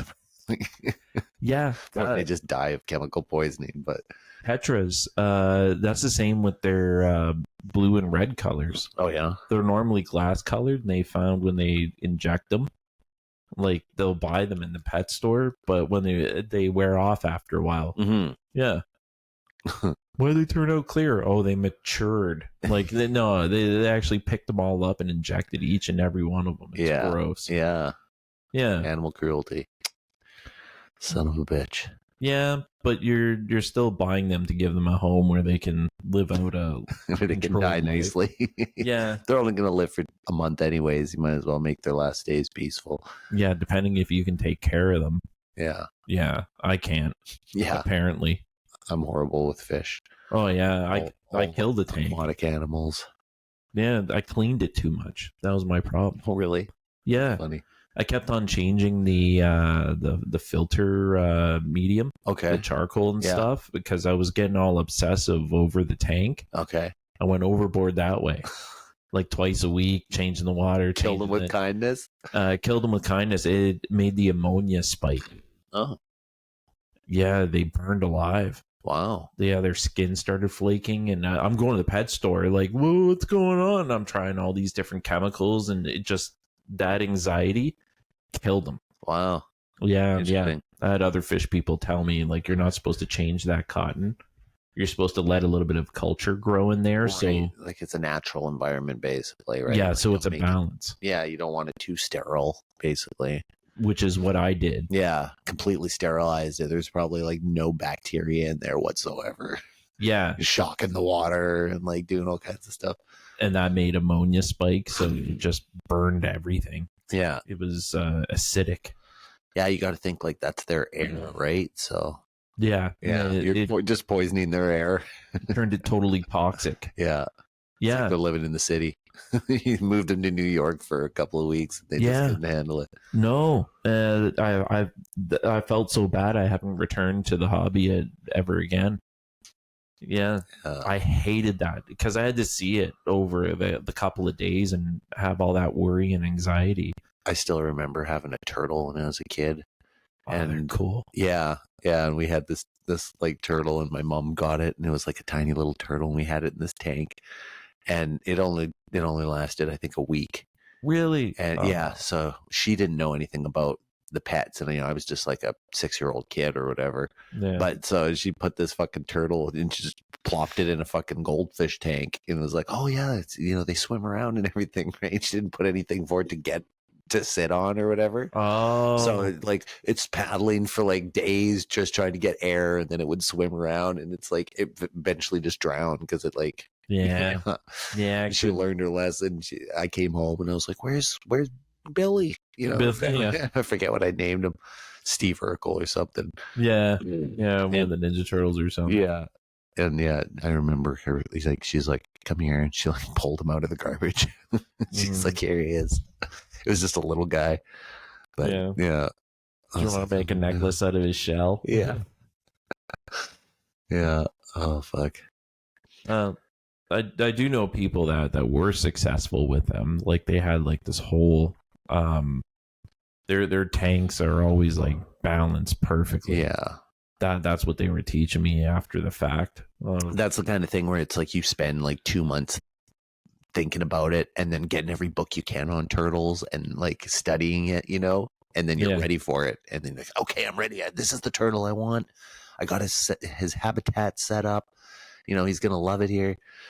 And my mom, I think she was just like out and was like, oh, a turtle, that'd be a nice pet. And just got the tank and got a turtle and didn't ask any questions and just got some turtle food and fucking came home. Yeah. Guess what, Billy, I got? You know what I think I want to do at one point is what I think I can handle is a terrarium. Yeah, I had that growing up.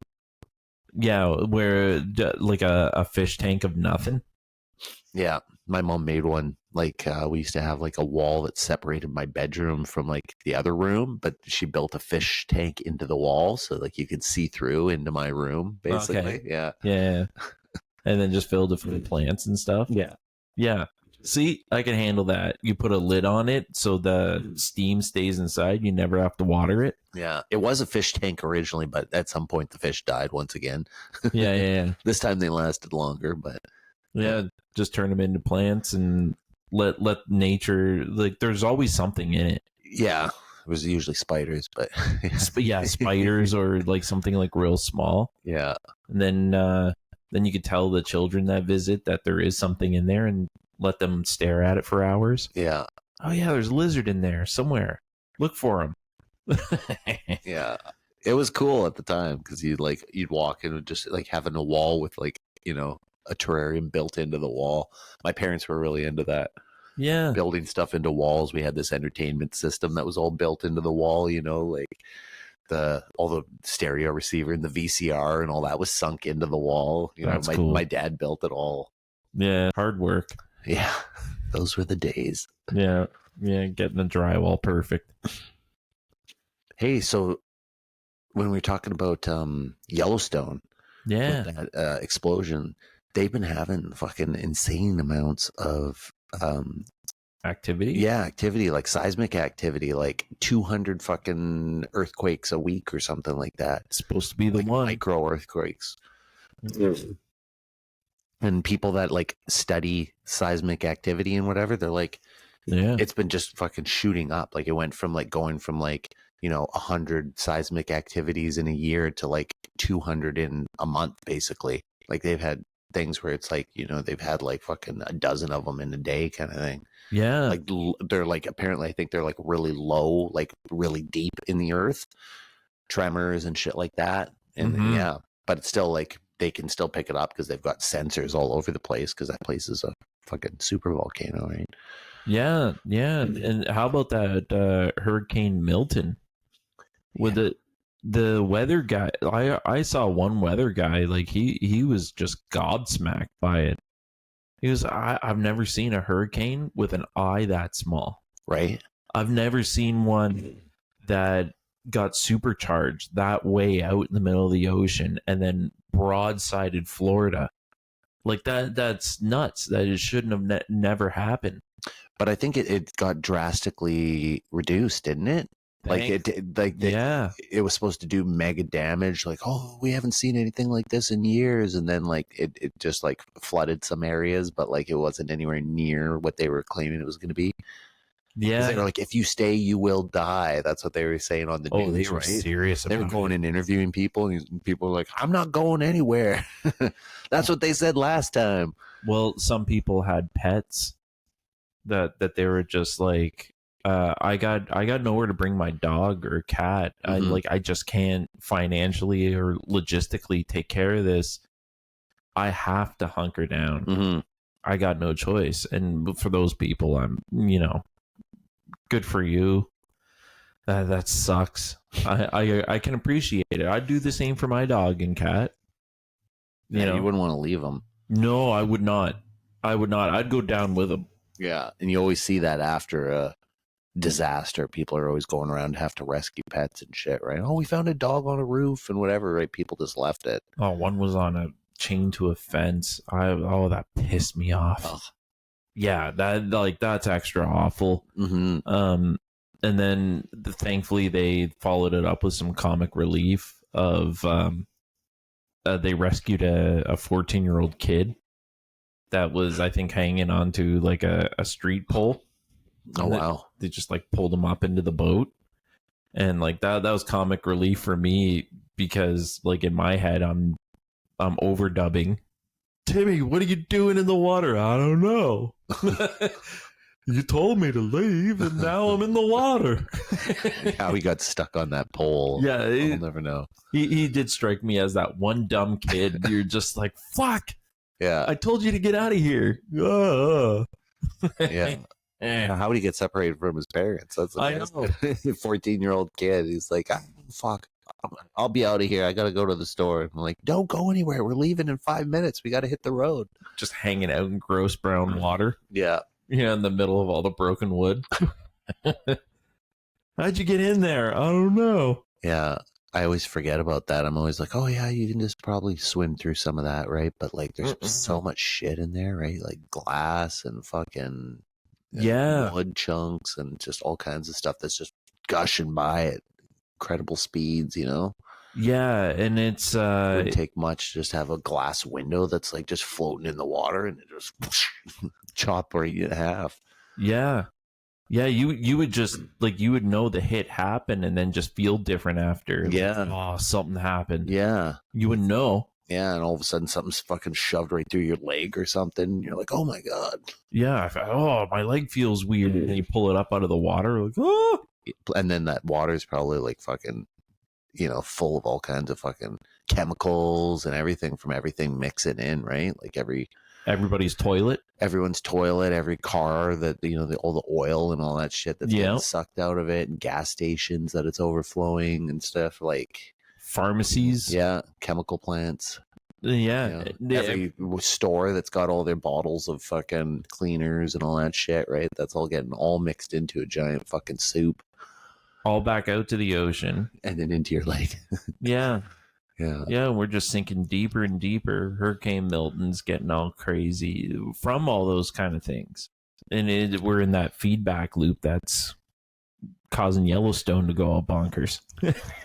Did you see any of that stuff where people were like talking to Siri or like fucking Alexa, and they were like, Alexa, tell me about Hurricane Milton. And this is like days before the hurricane actually hit. And it was going like, oh, Hurricane Milton, one of the strongest hurricanes to ever hit America. It killed over 500 people. And like, it's got all these weird stats and shit like that. Probably confusing the last one. No, it's talking about like, because it says it hit October 17th, 2024. You know, like it had weird. Like, it had the future date. Like it was talking about like when this thing hit, because it was basically the point was that people are saying like they already had all this information fed into the system, like on Google and stuff like that. Like you could find certain things, you know, like it's kind of like when Sandy Hook happened. Yeah. Right. Like there was pages, like Facebook pages and YouTube videos in two or three separate cases where they put out a tribute video for all the victims of Sandy Hook, and it was like a day before the shooting. It's that right? Shit that... and it's like YouTube, you can't fucking upload, you know, it's time-stamped. Yeah. Right. And so there's a YouTube video that's like I will remember you. It's showing all the like, you know, photos. It's like a cheesy little memorial thing, but it came out the day before the shooting. Yeah, before it even happened. You know, and then a Facebook thing, same situation where it was like, oh, you know, sorry to all the victims and whatever, and it was like 3 days before or something. Yeah. Yeah. I need to call a quick break. Okay. Okay. We are getting there. Let's see what we got going on. Check out what Minutes of Horror's got to say. Shout out Minutes of Horror. Same exact day that something mysterious crashed in Washington, D.C., but also people in North Carolina, people in Indiana also reported seeing something in the sky as well. Check out this UFO video. Did you hear about this crash in D.C.? Oh. Or anything from news and media. Oh. Usually in cases like this, where you have a lot of people on social media talking about a possible real world event, news and media, they will release the fact checkers from their sewers and their toilets and whatever other crevices they reside from to try to debunk and fact check these claims. But oddly enough here, the fact checkers, news, and media have been silent. People will say that because it didn't happen, the fact checkers will not fact check it, but that is false. They will fact check any claims making rounds on social media. They were fact checking claims about how CERN was opening portals to hell during the solar eclipse. Well, that one, yeah. Politicians were reptilians, and they said it's absolutely false. But how do they know that? How do they really know that? Did they tell the politicians, take those pants off right now and let me see those scales? Is that how they did it? Because I would like to know. So again, people are sending me this video and they're also saying, you got to check out this other YouTuber's video. Should have just stopped at the video. want to watch this other YouTuber's video on the topic. I'm not hating. I just don't want to watch it. For one, I already seen this video footage when it came out. And for two, I didn't cover this video because of the time on the Ring video. Yes, the date says October 13th, 2024. That is true. But if you look at the time, it says 9:41 p.m. Eastern Time, 10/13/2024. The crash in Washington, D.C. that I have been covering took place at 3 o'clock in the morning on October 13th, 2024. So this sighting in the sky on this Ring camera came way after, hours after the crash in Washington, D.C. Now, I'm not saying it's that so weird. whatever is on this Ring camera is normal. It might be a helicopter, it might be a plane, or it might be a UFO. It's going down fast, and it makes a loud, like it's almost like it's entering atmosphere. It's going at a rate of speed, and it's large. So it might not be. So there's another one. Yeah, so the footage they found in Washington that he's talking about there, people were reporting like at 3 a.m. there was this big smoke cloud that was over top of Washington, like in a streak, and someone was like, "I just saw something kind of flying over," and all these speculation, right? And basically, for video footage, all they have is cloudy smoke trail. Yeah. But in the background, you hear like lots of cops like on their way to the crash site. They're like, wee, wee. There's like 100 cops on their way there. Huh. And so someone's like, I don't know like why, but like right away, as soon as that thing was going, there was already a fucking ton of shit. Like you could hear sirens everywhere. And nothing was on the news at all about like any kind of crash or anything. So it definitely wasn't like a plane crash like that other one. You remember that one that fell out of the sky? Yeah. And it just dropped. Like that one, they were covering fucking all over the place. Like, and that one was so weird too, I thought, because like that one to me seemed like, if you had to guess the cause or something, I was like, I'm thinking like fucking some sort of like solar disruption or something, like we had a lot of CMEs and stuff going through, like we always got that kind of shit going off, right? But when we have like a big solar flare, like an X-class or something that goes off, and then they're like, oh, it's going to hit the earth in 2 days, basically. All last weekend. Yeah. The entirety of last weekend was all solar flare. Mm-hmm. Have you seen any more auroral, like displays? Because you remember when they said, oh, the Aurora Borealis, you're going to be able to see it in a rare event, right? Like this far. And normally you don't see it up here, but everyone's going to see it in this rare event. Yeah. And it happened. Yeah. And then all of a sudden now they're saying like, oh, guess what? We're going to be seeing some more of those rare events happening. Yeah. It's happening more and more. More and more because they're not, stipulating it. But like as our Earth's electromagnetic field starts to go downhill, which it has been for the last like 20 years, it's been like falling off fucking fast, right? Like they've got a way to measure it, and it's been like it was going like slowly, like it was losing like a certain amount, like 1% every like 10 years or something like that. Yeah. And then all of a sudden in like 2008 or 2012 or something like that, then it started going down like 1% a year instead of every 10 years. And then now it's starting to go down like 2% every like half a year or something like that. Like it's like drastically fucking dropping. So yeah, that explains why we're getting fucking the auroral displays, right? More and more. Yeah, because the solar winds coming in, they're carrying all that fucking solar radiation, and it's hitting our atmosphere, and we're getting now when it reacts and we don't have as much coverage, you can actually visually see it, interacting. Yeah. All the animated diagrams online that show when we see aurora borealis is because the solar flares have so much pressure that is bending it back over, and it's pushing it like almost like if we were spraying a balloon with a hose. Mm-hmm. And then when that balloon starts like divoting because of the water pressure, that's the aurora borealis. Right. Until the balloon breaks. And then you're fucked.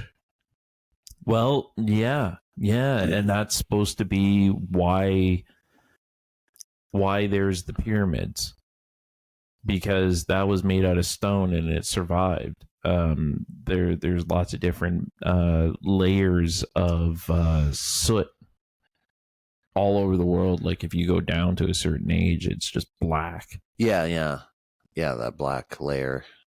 Was it a comet strike or was it this solar flare thing? I really hope it's not the solar flare. Yeah, well, it's black. It's like definitely looks singed, right? It's Well, like a black layer. Then right? you and I are sitting across from each other, going like, yeah, any day now, you, me, and everybody we know are just going to be charred remains. Yeah, could have. It all depends. It's literally a flip of a coin, like when it happens / what side of the earth is facing it when it does. Right?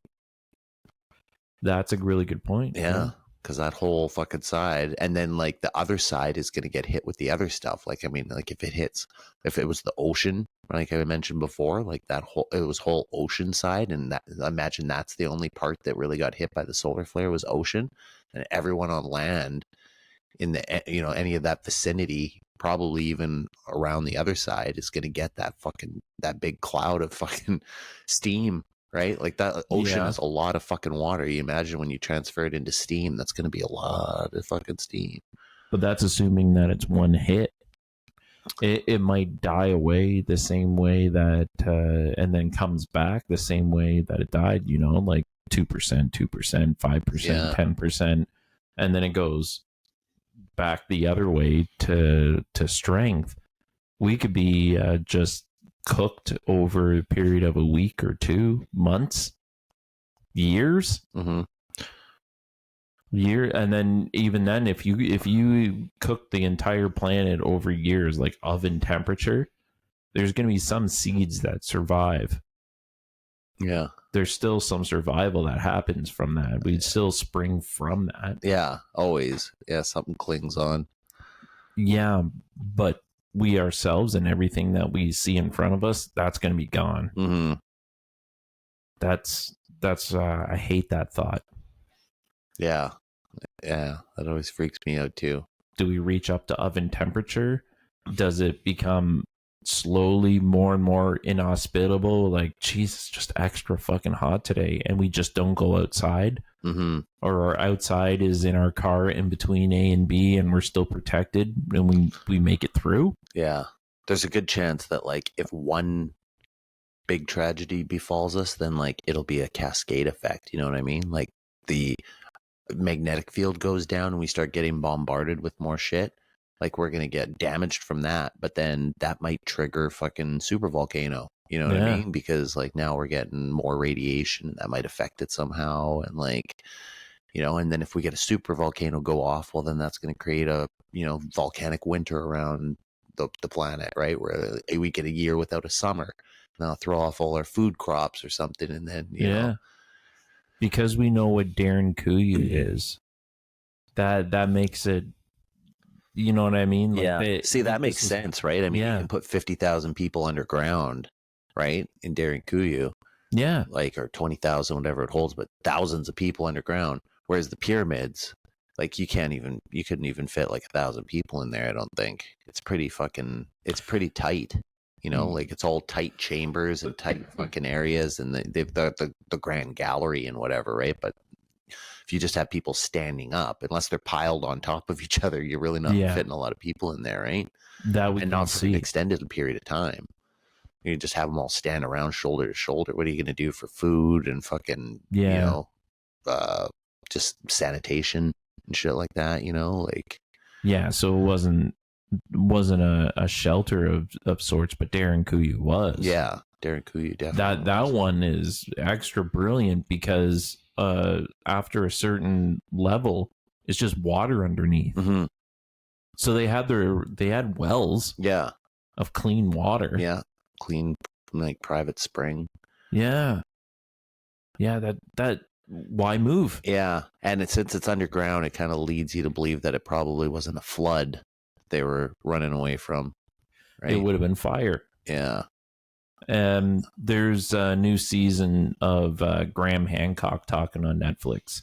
Oh yeah, and that series there. What's it called?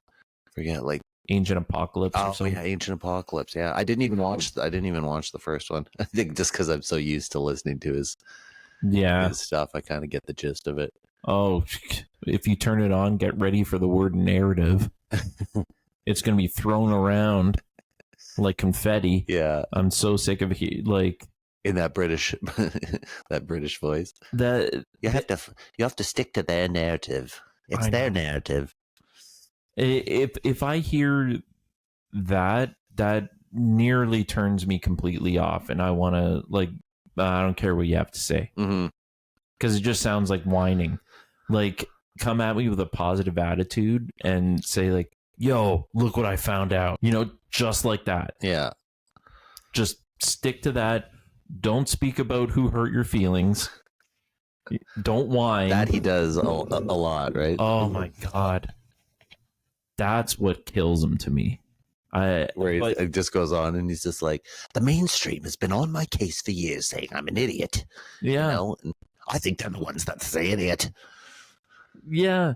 Yeah. Because the mainstream narrative. I'm like, shut the fuck up. He's got a point, but stop driving it home. Right.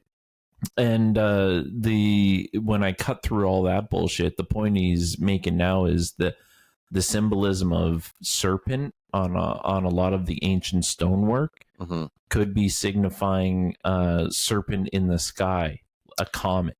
Yeah, Quetzalcoatl. Yeah, a big like the feathered head serpent, they would call it. Yeah, and the tail.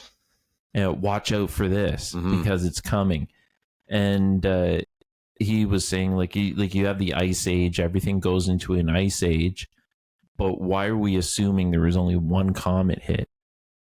Yeah, like what if one came down and one followed behind it like the next day kind of thing? What if a rock broke up out in space and we passed through like 6 or 7 of them just kind of hanging out there? Yeah. Well, we do go through a debris field, right? Right. Twice a year, right? Yeah. So that's when I don't know if you've ever been out during that, but it's like all of a sudden in the sky, you just see like, when you're just like, holy shit. Yeah, it's a lot of them. Yeah. Like none of them are going to hit us. They do.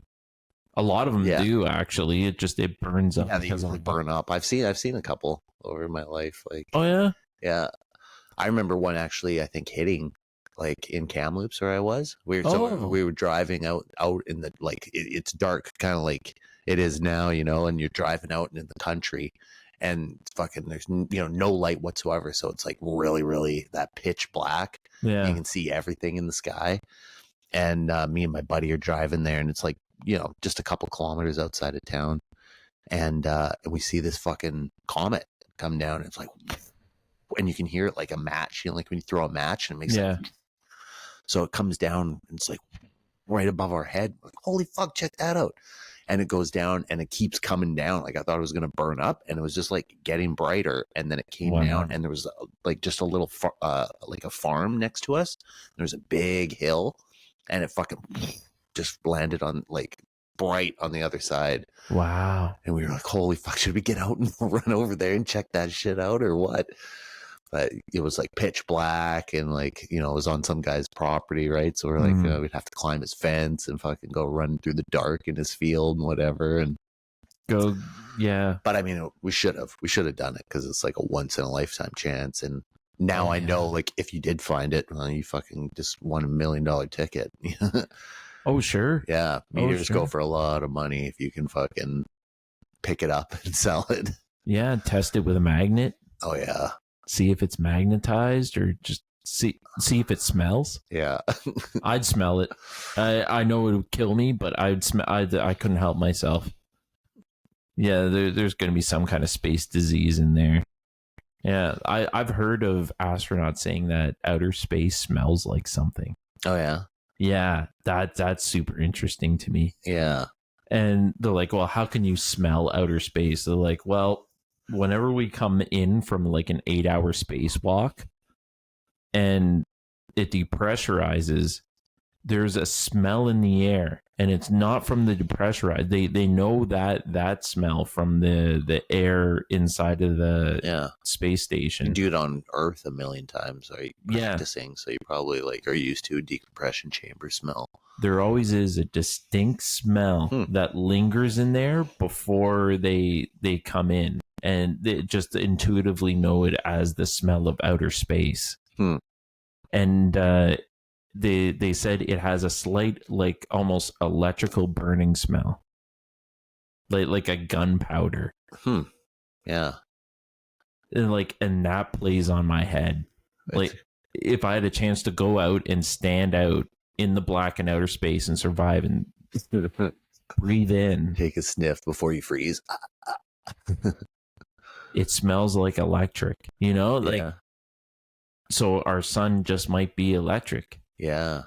If there's a giant ball, that's like the electric universe theory, right? The electric universe theory. Like, so that would be a plasma ball. I think that would, in their theory. Yeah.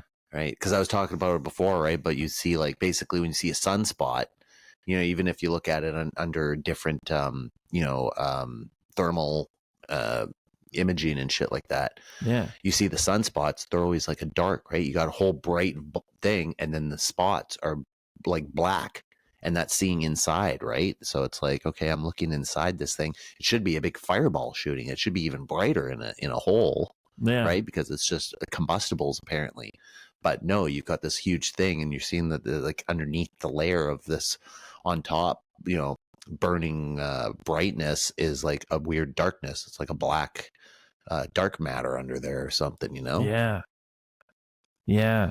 Every sun is like the tip of a welding torch. Yeah. If you think about it like plasma, then it kind of makes a little more sense. But anyone that's like got any kind of degree, they're always like, oh, that's bullshit. That fucking electric universe theory is bullshit. There's this guy that runs this YouTube channel. He's got like 2 million fucking subscribers, and he's got like, I don't know, he looks like a fucking, like he's a fake dude, like almost like he's got a mullet or something like that, like big long hair and a mustache, but he's got like a fucking master's degree in something, and he's always just like, oh, here we go again. These fucking guys are telling me that like the earth is a plasma ball, like, get it through your head, dummies. It's not like that.